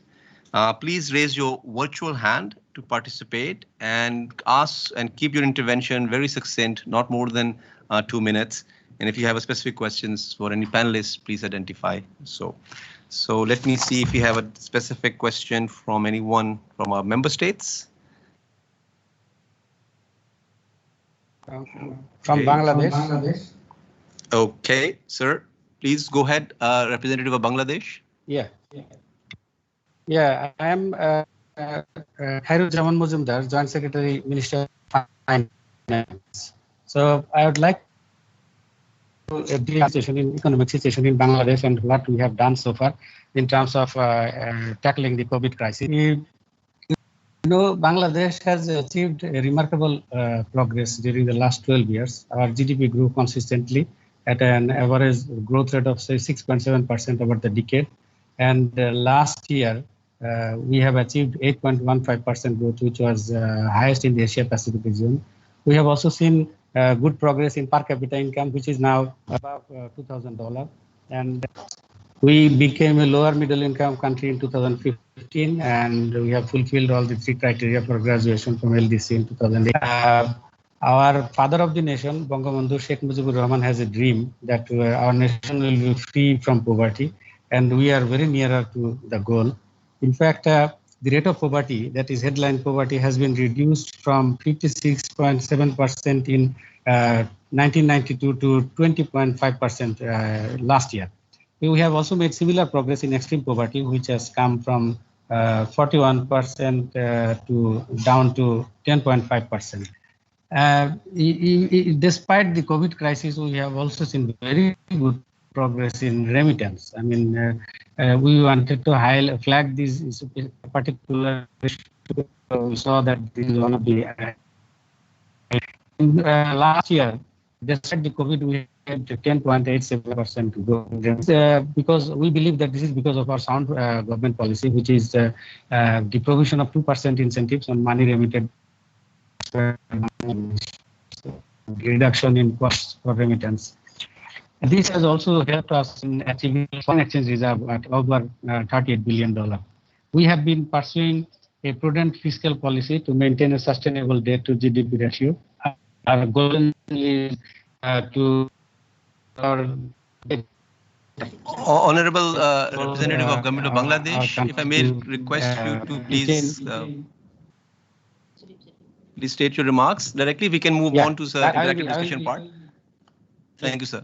Yeah. So let me now highlight the actions that we have taken to tackle the pandemic. We have introduced a fiscal package of over $13 billion, which is 4% of GDP. This is the areas that we have covered 20 schemes, and this most important of them are actually interest subsidies to industrial and services sector, direct cash transfers to ultra poor, food aid to suddenly unemployed, and protection of jobs through provision of salaries and allowances of export-oriented industry workers. So we believe that this policy has been successful in tackling COVID, because just now we have seen the latest GDP growth was 5.24%, which is estimated to be negative in many other countries. We have also seen very good data in export. This means that we have been able to effectively tackle the COVID-19 fallout so far. So we strongly believe that the global pandemic has offered a great opportunity to build back better by enhanced development cooperation. And I am grateful to ESCAP for organizing this important discussion. Bangladesh is committed and will continue collaboration with the international community in combating the economic effects of COVID. Thank you all. Thank you very much, Honorable Representative of Government of Bangladesh, for sharing your perspectives from Bangladesh. Are there any other remarks for any other member states? Kindly raise your hand. Let me have a quick look before we move on to. I have about 25 minutes or 30 minutes or so, and we already have, as I said, more than a dozen questions. So I'd like to cover ground here and then get going with the interactive part. Let me give a few more seconds. Okay, we can always come back if some other member states wants to share their perspectives. I see none at the moment. Okay, so let me now move to the audience questions, and I'll try and do it in two rounds. First, there are already questions that we have received and several participants registered, and since morning through our YouTube channel. So I'm trying to organize around broader themes, and in most cases, they have not identified the particular panelist. So I may request the panelists depending on the topic, and that will be also an opportunity for some of our eminent persons to elaborate their points further, recommendations, zero in on certain aspects, and so on and so forth. So let me start with our journalist community. We have this question from Dawn newspaper for Pakistan, Ms. Afshan Sabuhi. She's asking, what are the 3 key policy components that have worked to contain the economic losses in the region? And in particular, did private sector behave any different during the current global meltdown than before? So if Dr. Sheikh from Pakistan is here, maybe he can take the first cut at the response, or then I can request Dr. Fung, because she's asking how particularly private sector has behaved, or any other eminent panelists if you want to highlight or reiterate any points that you think the 3 key policies that have actually worked. So Dr. Sheikh, I think, had to leave. So Dr. Fung, you want to quickly respond to that and how private sector behavior is different this time around? Okay, thank you, Chairman. Well, I think the thing that characterizes this crisis for the private sector is frankly the severity. You know, we've gone through a number of crises in the world, and if I put it in global supply chain terms, it's always been, you know, some countries are in crisis, some countries are not, and always been maybe on the supply side of the supply chain, there's been crisis, but there's the demand side holding up, or the demand side is in crisis, the supply side is holding up. I'm concerned now that we are getting almost a simultaneous and across the board, you know, sort of, I won't use the word collapse, but you know, sort of slowing dramatically of activities. So I'm thinking through the need, how do we actually, you know, really reboot the whole system? And you need to do it on a simultaneous basis. So the one thing I would like to emphasize from a policy standpoint is that if there's ever a time for us to cooperate between nations and have a multilateral system that is effective, it is now. You know, there is no such thing in my mind, and speaking really from a private sector standpoint, that one government can really acting alone and on a unilateral basis be able to do it. It has to be a coordinated effort.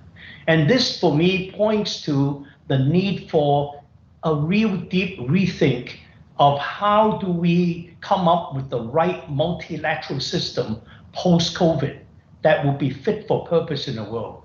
The one that would actually be able to have a sustainable development and really one that is actually fair in terms of distribution of income, etc. So I think this will be the one area that I would point to. Thank you, Chairman. Dr. Fang, thank you very much. You couldn't be more clearer for re-emphasizing, I think, the importance of multilateralism and coordinated efforts, not across countries and borders, but within the private and public sector as well. Thank you very much. There's the second question from Phoenix TV of Thailand, from Miss Yuan Liu.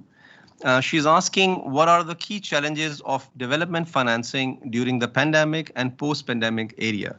And there is a very similar question that I've received through the YouTube channel from Mr. Pradeep Mahapatra, the NGO Udyama in India, and asking a very similar question: how to finance to develop a pathway for COVID-19 pandemic recovery and deal with the climate crisis. So if I may request, if we have our honorable ministers still online, if they want to highlight any position, any broader points, I think it has emphasized already. Or I may request Mr. Numnon to reiterate some of the measures he was highlighting from the Thailand's perspective. Let me wait. Okay.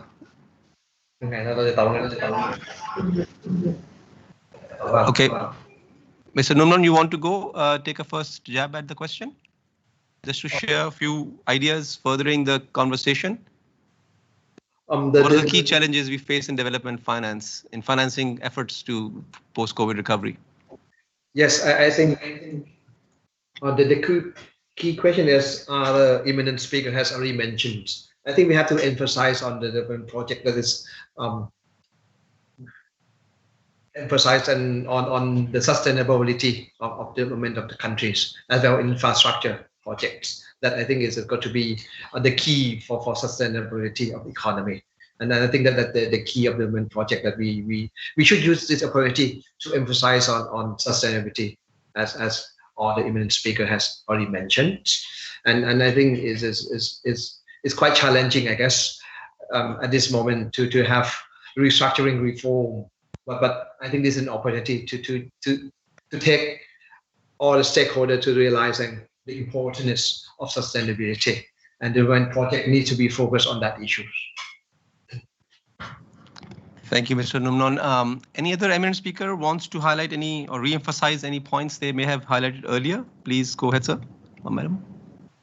Can I jump in? Please go ahead. This is Khatib Basri.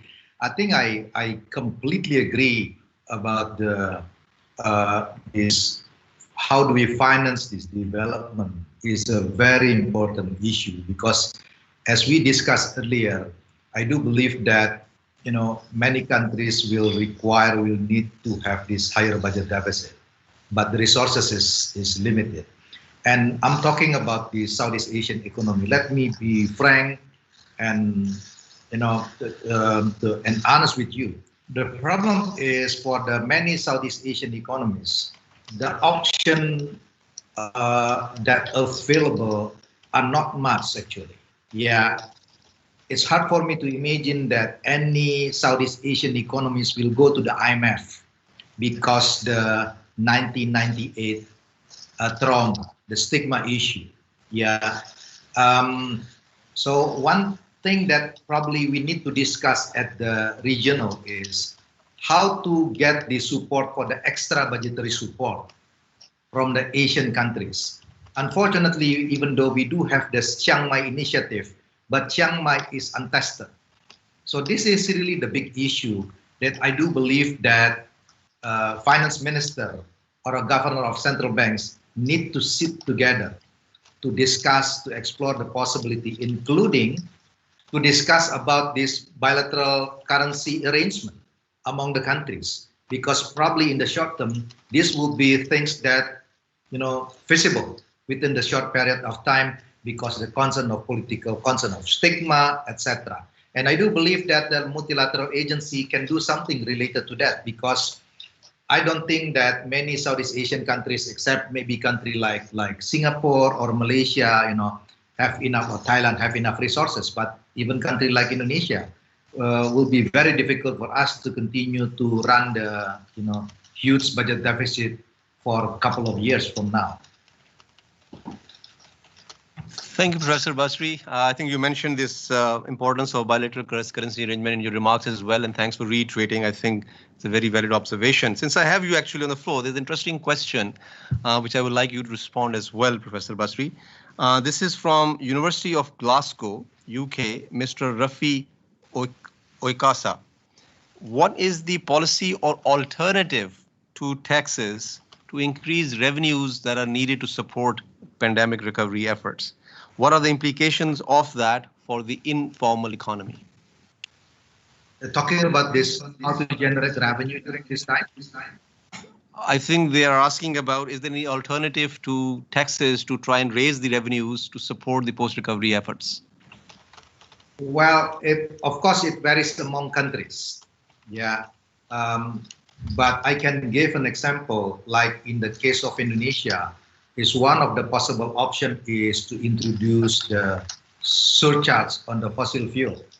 When the oil price is relatively low nowadays, somehow this typical of policy can be a triple winning, because it can generate the government revenue, it will reduce the consumption for the fossil fuel, good for environment, and this money could be used for to help the poor people as well. But I do understand, this kind of proposal is easier to be said than done, because politically will be relatively sensitive, especially if you want to implement it during this day when especially the middle lower income class, are in a very difficult situation. Good. Thank you, Professor Basri. The next question is, and I would like Dr. Zathi, actually, if he may indulge us to respond to that, is a question from Mr. Ahmed Kusuma. He's a policy analyst at the Ministry of Finance, Republic of Indonesia. The question is, COVID-19 impacted not only has an impact not only on the economies, but has also had an impact on social and political aspects as well. What can be learned and adopted by ASEAN countries in particular and Asia-Pacific countries in general to overcome the socio-economic and health-related issues, keeping the very wide-ranging impact of the COVID, economic, social, and political implications? So I think the question is mostly on how ASEAN economies should prioritize or focus on certain areas. So Dr. Zathi, if I may request you to share your observations on that point. Could you Sure.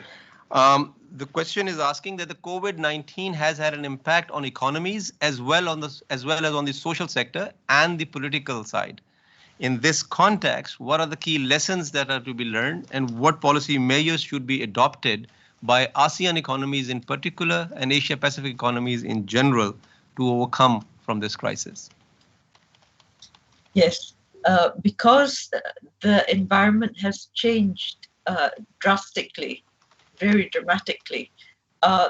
The community needs to be educated, and this is the role of communications through every single channel, the social media, the public channels of broadcasting and education, digitalized in events and so on. Communications has a very important role.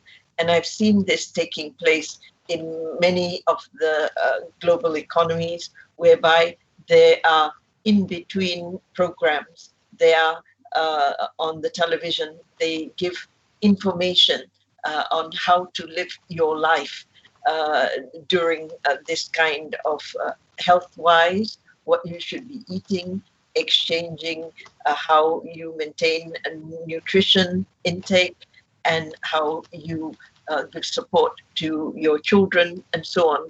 And of course, in the political environment, it can also be very unsettling because it generates uncertainty in the environment. And this is where there needs to be communication on decision making, the whole governance process, the rationale for policies, and how the community can have access to the various support efforts that are being put in place, including for the financing of activities to small businesses. And everyone owns a handphone, and therefore the communication can also be highly extensive. You can have very extensive outreach. And I believe that this is the way to get everyone to adjust to the new normal. Thank you. Thank you. Thank you very much, Dr. Zathi. Since we're moving on to a little bit specific sub-regional questions, let me have a couple of more questions on that front, and then we'll get into more financing. And I continue to get questions from the YouTube channel. The next question, I would request Ms. Lee to respond, because in her remarks, she referred to those issues. So the question is coming from actually UN Habitat based in Pakistan, Mr. Javed Khan. He's asking how to prevent and mitigate socioeconomic impact of COVID on urban slum dwellers and low-income communities in particular. Ms. Lee, I know you referred to the issue of informality and cash-based economies in our region. So if I may request you to please share your views. Thank you. Thank you.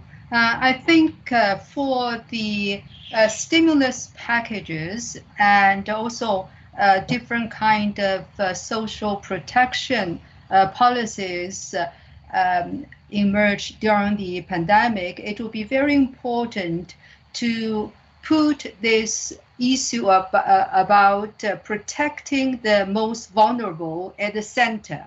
So the stimulus packages with this kind of aim would transfer cash and also support to this group of the population. It will be very important, especially for women, which are hardest hit during the pandemic, because many of them are engaged in jobs like kind of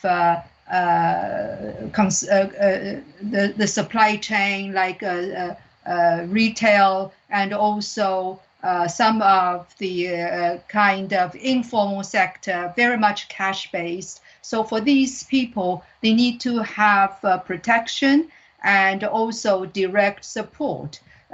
While also for tax deferral and tax reduction, it would also be important for these small business and also for the poor people, because for these people, they live from hand to mouth. So from the tax side and also from the direct support side, the poor urban population and the women, children, the most vulnerable of the society should be at the end of receiving this kind of support. Of course, it would be important to support also the bigger enterprises, but sometimes for them, facing uncertainty, they don't really want to, they don't see the incentive of investing. So you don't really immediately create a kind of more demand, more consumption, more investment in the society. So on the whole, I think it should be targeted at protecting the vulnerable population and the sector. Thank you. Thank you, Ms. Lee. Since I have you and there's a related question, I think we can continue from this last observation of yours. There's a question from Mina Bilgi. I don't have her affiliation. So the question is, bringing private, public and civic sectors together seems to be a huge task. How it is proposed to tackle, especially measures to limit the scarring effect of the pandemic on women? The last part of the sentence.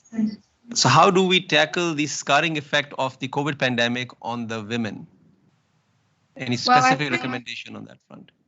Yeah, I think, of course, the civil society will play an important role in advocating the protection of women and protecting of the vulnerable.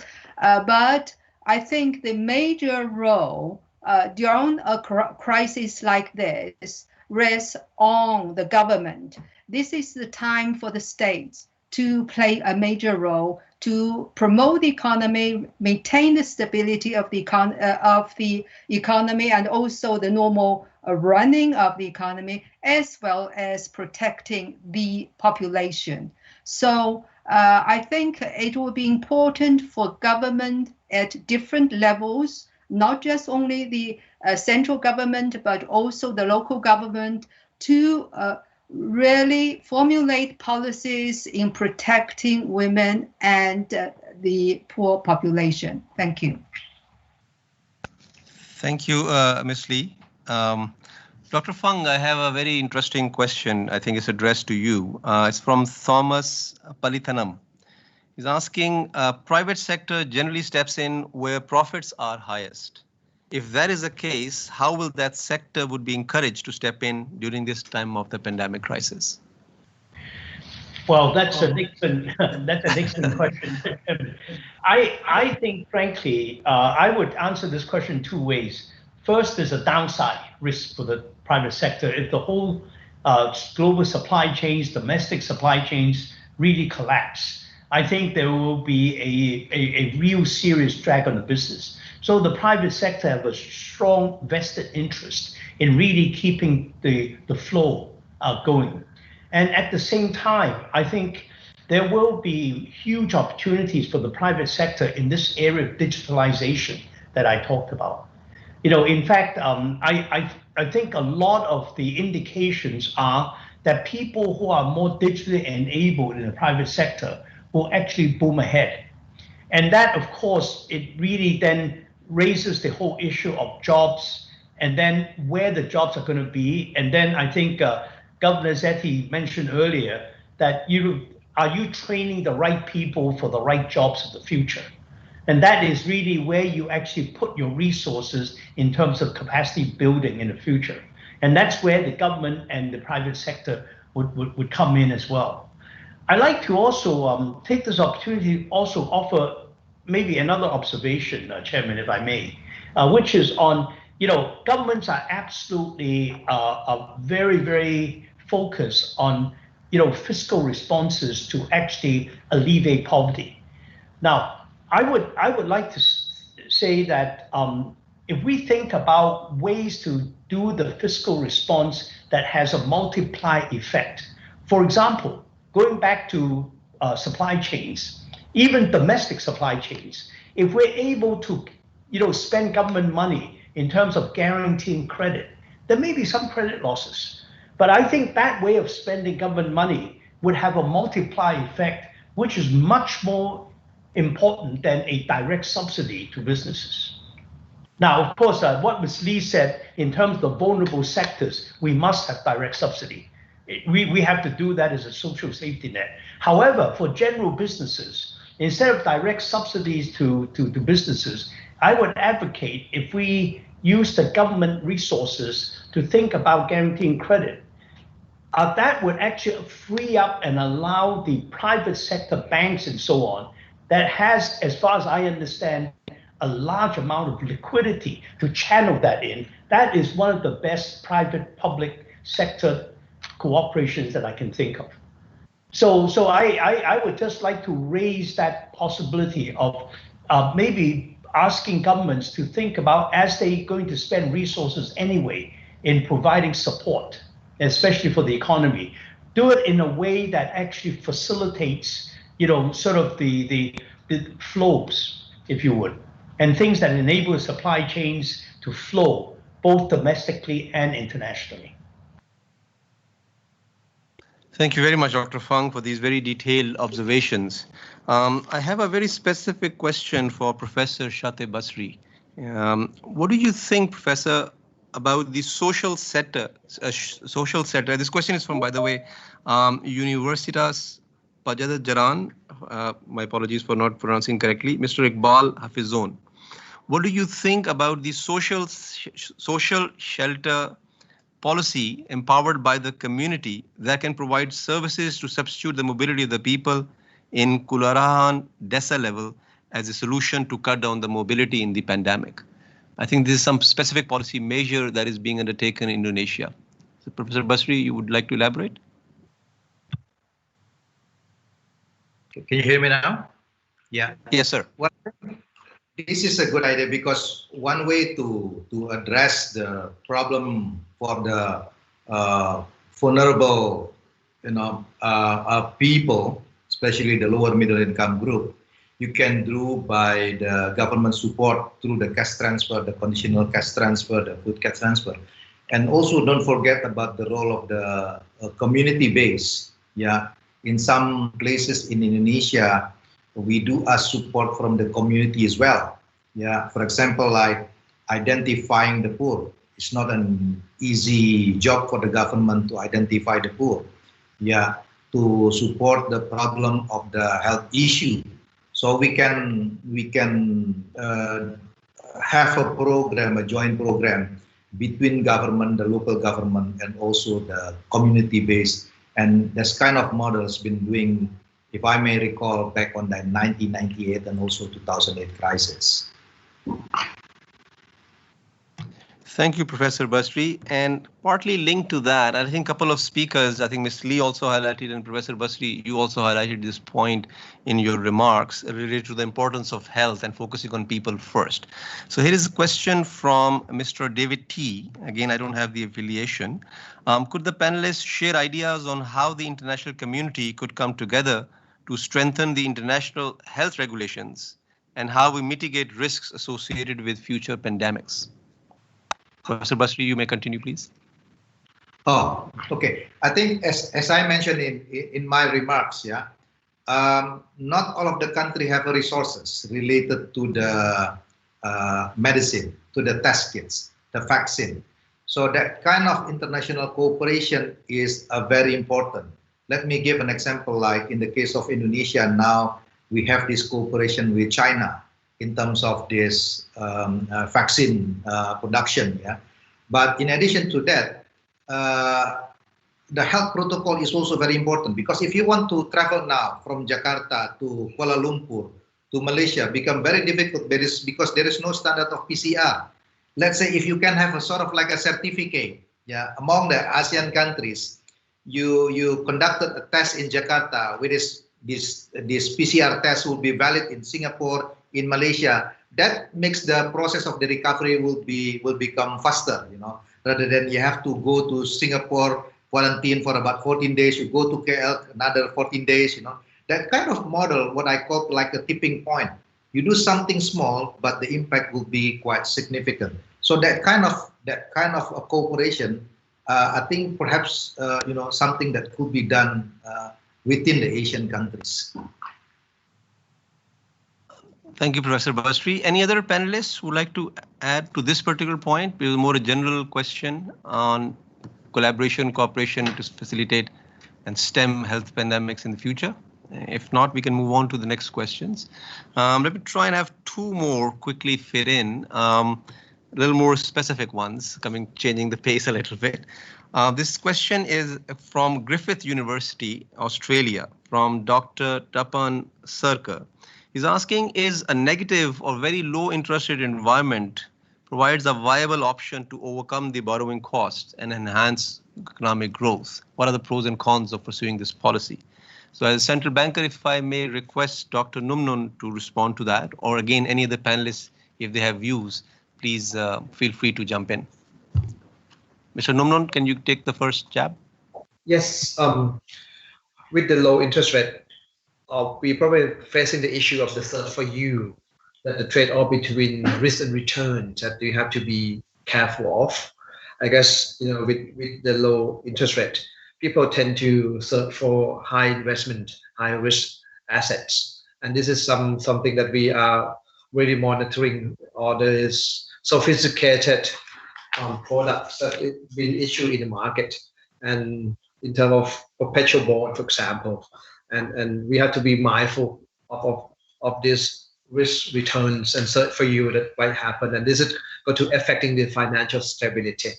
So with the low interest rate, this is a trade-off of having stimulating economy, but the trade-off is how to ensure that there's not going to be a risk from investment sides. Thank you. Yes. Thank you, Dr. Zathi. You have something to say? Yes. Please. Could I also add that we should draw some lessons from from the developed nations, actually, when they experienced the 08-09 crisis. They had interest rates that were too low for too long, and it didn't produce the desired outcome. You didn't have a strong growth recovery. The upside risk, the potential upside of such low interest rates is generally not very forthcoming. It's good when you tighten and then you contain expansion and inflation, but when you're trying to promote the upside potential of an economy, interest rates had not worked very well. It's important to have a certain low level of interest rates, but beyond a certain point, it is unlikely to produce the desired results. And it's more important to implement other policies that will increase access to financing. And I think the point mentioned earlier about credit guarantee, Malaysia did that in the aftermath of the Asian crisis, and it was very effective in actually producing, and not so costly because you're guaranteeing the credit growth, and it facilitated borrowing by the private sector and by small businesses and so on, and therefore contributed to growth. Thank you, Mr. Numnon, and thank you, Dr. Zathi. Let me ask one question, last question maybe, although I have a few more coming in. But this one is from a representative of Government of Bhutan, Mr. Yeshi Lundup. He's asking, on fiscal front, many subsidies and cash spending are encouraging to boost economic growth. On the other hand, we wanted to regularize the informal sector to increase tax revenues. But I feel such regularization may discourage the informal businesses at this juncture. So will be the right step to move forward to regularize informal business for small return to government revenue account. So kind of the balancing act between trying to get more revenues for the government if you regularize business, or continue to let them function if they remain in the informal sector. So Professor Basri or Dr. Zathi, I think probably you want to respond to this one. Dr. Zathi, you want to go first?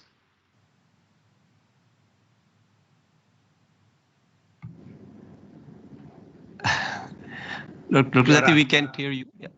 Yes, from go ahead.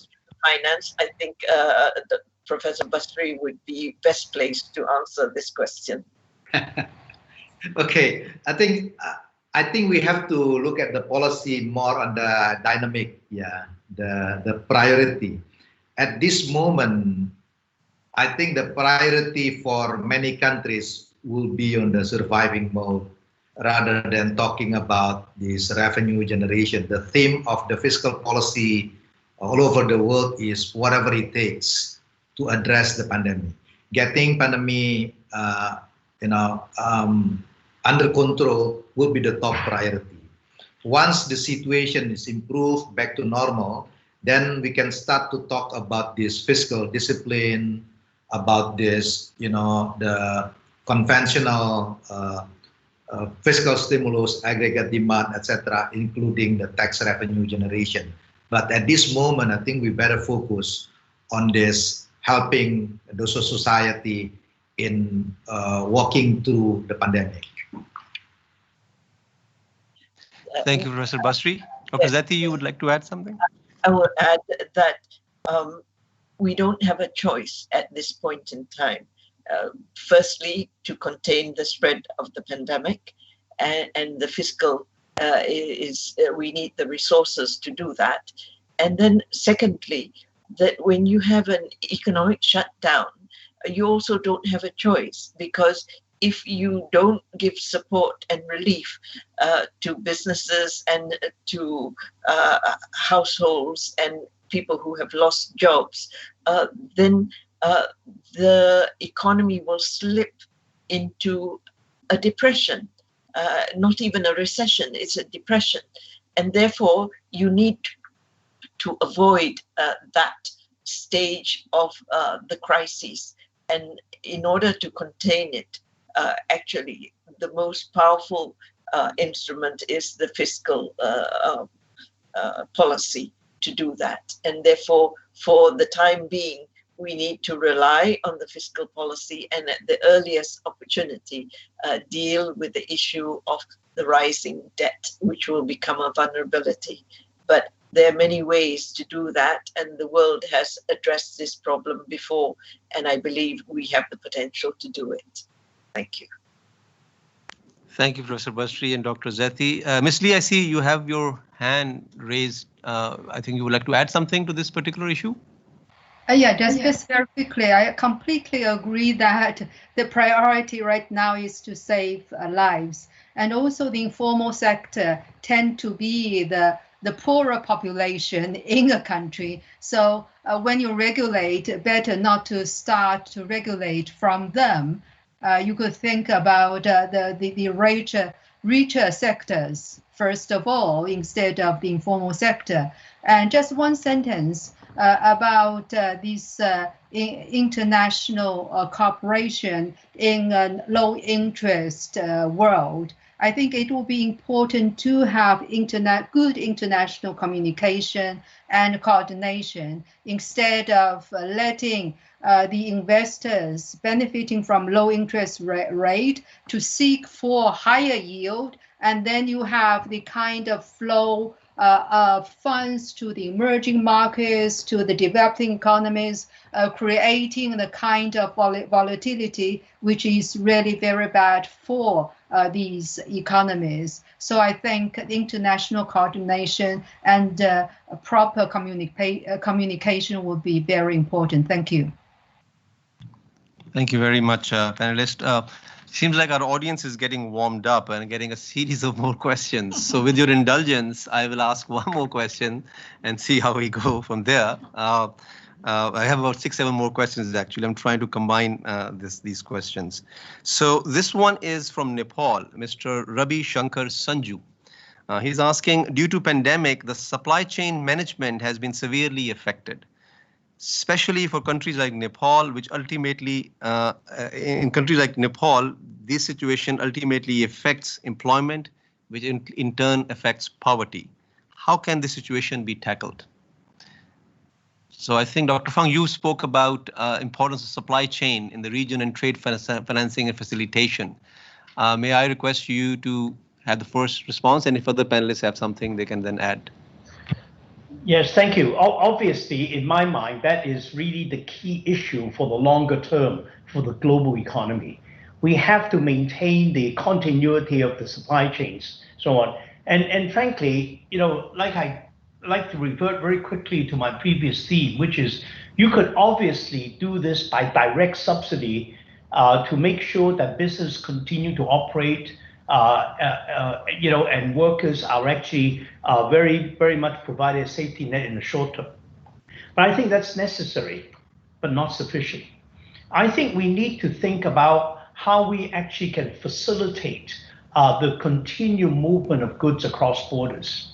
And that is important in today's environment because there is actually quite and trade finance is really the lubricant that will provide that. So in summary, again, I think there is a huge opportunity for public-private cooperation here because there's a lot of liquidity in the private sector among banks and other people that have the financing capability, but they are afraid to lend to actually facilitate the trade.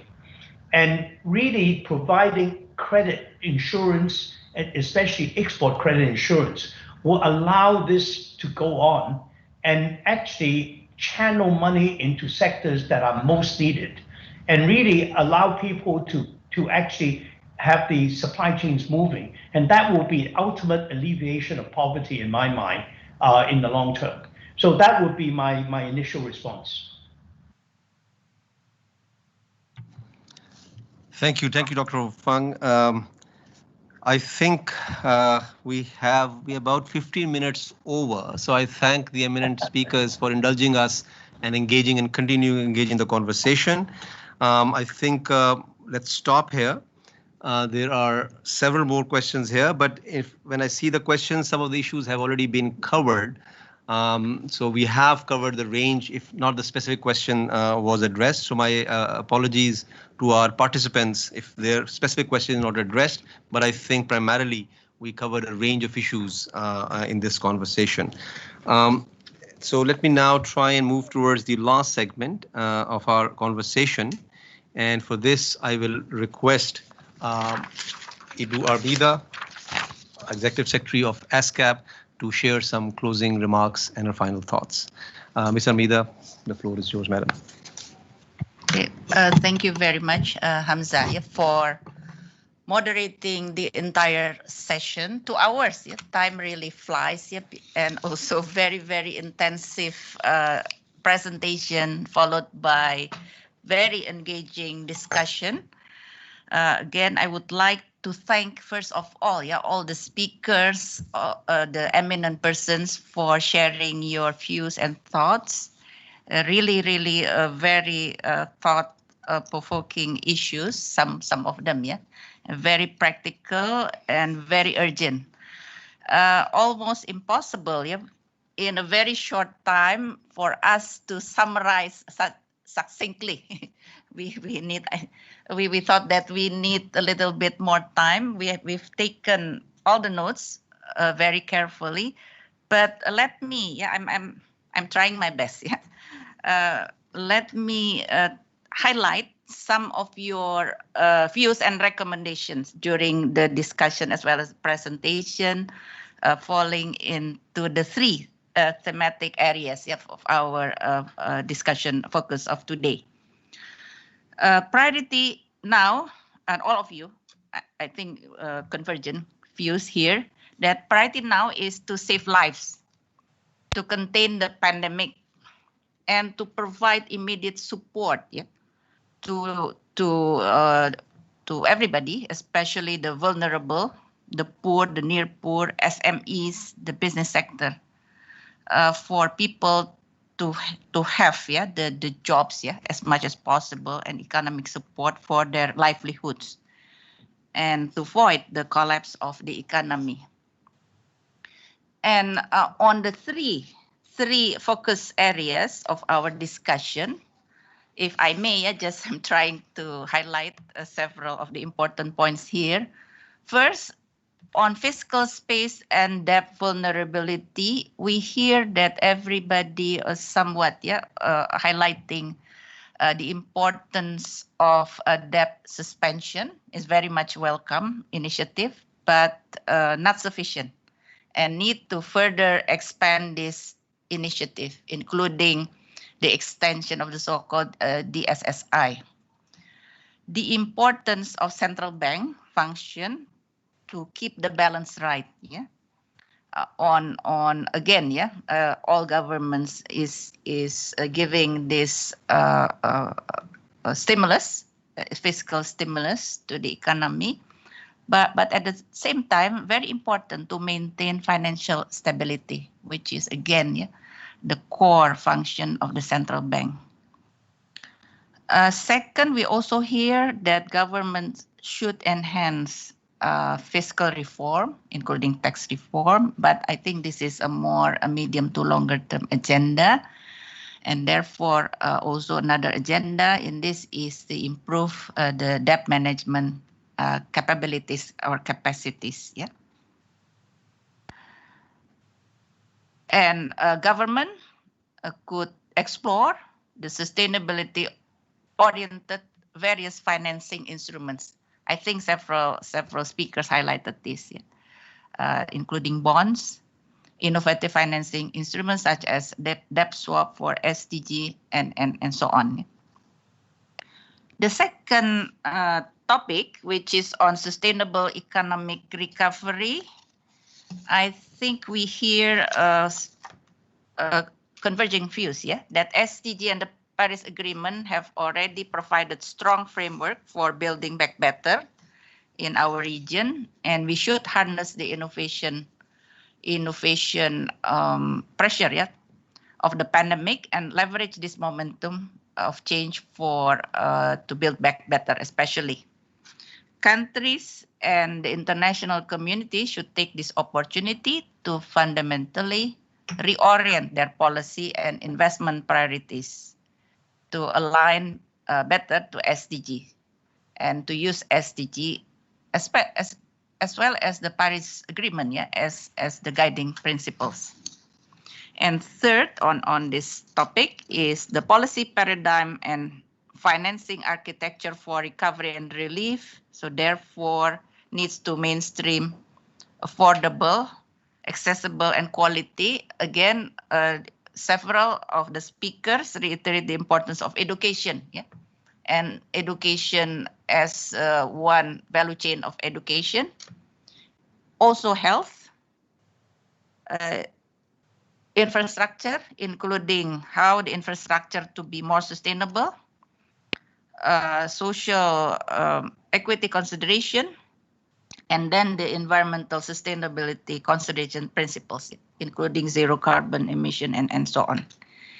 The importance of scaling up digitalization to support various key areas, not only education, but SMEs, how to migrate these SMEs into a digital space, as well as healthcare, including government, yeah, critical to offer solutions to the post-pandemic. On the third topic, yeah, on harnessing regional cooperation in support of financing for development. Again, I think everybody understands that no country can do it alone. And we, countries in Asia Pacific, are certainly key to the global recovery. Yeah, try to avoid national driven responses. Countries should actively coordinate for various initiatives, including health-related initiative, yeah, vaccine, healthcare-related products, and so on. Countries need to coordinate in opening up the border to facilitate movements of people and goods. Even several of the speakers give suggestions, yeah, how to fast track this process, but bearing in mind with a strict protocol to health protocol, yeah, and this needs coordination among countries. Very important because we need to start, yeah, the trade or restart the trade, maintain the supply chain, also to facilitate tourism again, yeah, because many countries in our region very much rely on tourism for their economy. So how to do this in a safe manner, but also this element of fast track, yeah. So therefore we need coordination, cooperation among countries or group of countries, yeah, for that matter. Also, several of the speakers suggested these regional funds. For example, again, this is a discussion, yeah, in New York also, a suggestion for various regional funds, regional liquidity funds for sustainability, regional fund for resilience, yeah. And then one of the speaker suggested the global or regional travel fund to kickstart the tourism sector. The importance of continuing the global connectivity initiatives, but now including digital connectivity, and how to connect, yeah, this again connectivity with the economic hubs across countries in the region as well as sub-region. For example, the example given, yeah, for countries in Central Asia, to the rest of Asia, and also to the rest of or connect to the European region. So this is what I think, yeah, I can jot it down so far because again, so many, but I see the converging views and thoughts, among the panelists. And again, also from the question posed from the audience. I would like, again, on behalf of ESCAP, to sincerely thank and appreciate all the speakers, the ministers, as well as the eminent speakers. We are going to take this all this initiative or thoughts forward, because we are also in this global process, as the SG alluded earlier. On the 8th September, the Minister of Finance will meet virtually, of course, but a New York-led initiative for the 6 thematic issues. They will deliberate further and will feed this into the process that will be taken by the heads of state and heads of government, I think, during the GA, and we'll see from that on. And there is also already coordination with G20 and the various global forum. So we hope, we can contribute to the solution, but from the financing for development angle, and we understand if we talk about financing, it cannot be financing per se, because it has interlinkages and ramification for the rest of the economy, including certainly on how we are going to recover from this pandemic. Again, with that, I would like to close, formally close, this regional conversation. Thank you very much, and I hope to see you again soon. Thank you. Thank you, Ms. Armida. And thank you very much to all distinguished participants. That concludes today's regional conversation. I think it's the beginning of a conversation. We'll have probably many such more conversations will be needed to move forward. I wish you all well, stay safe, stay healthy, and we see you, some of you, in the next conversation. Thank you very much. Good evening. Thank you. Thank you. Bye. Bye.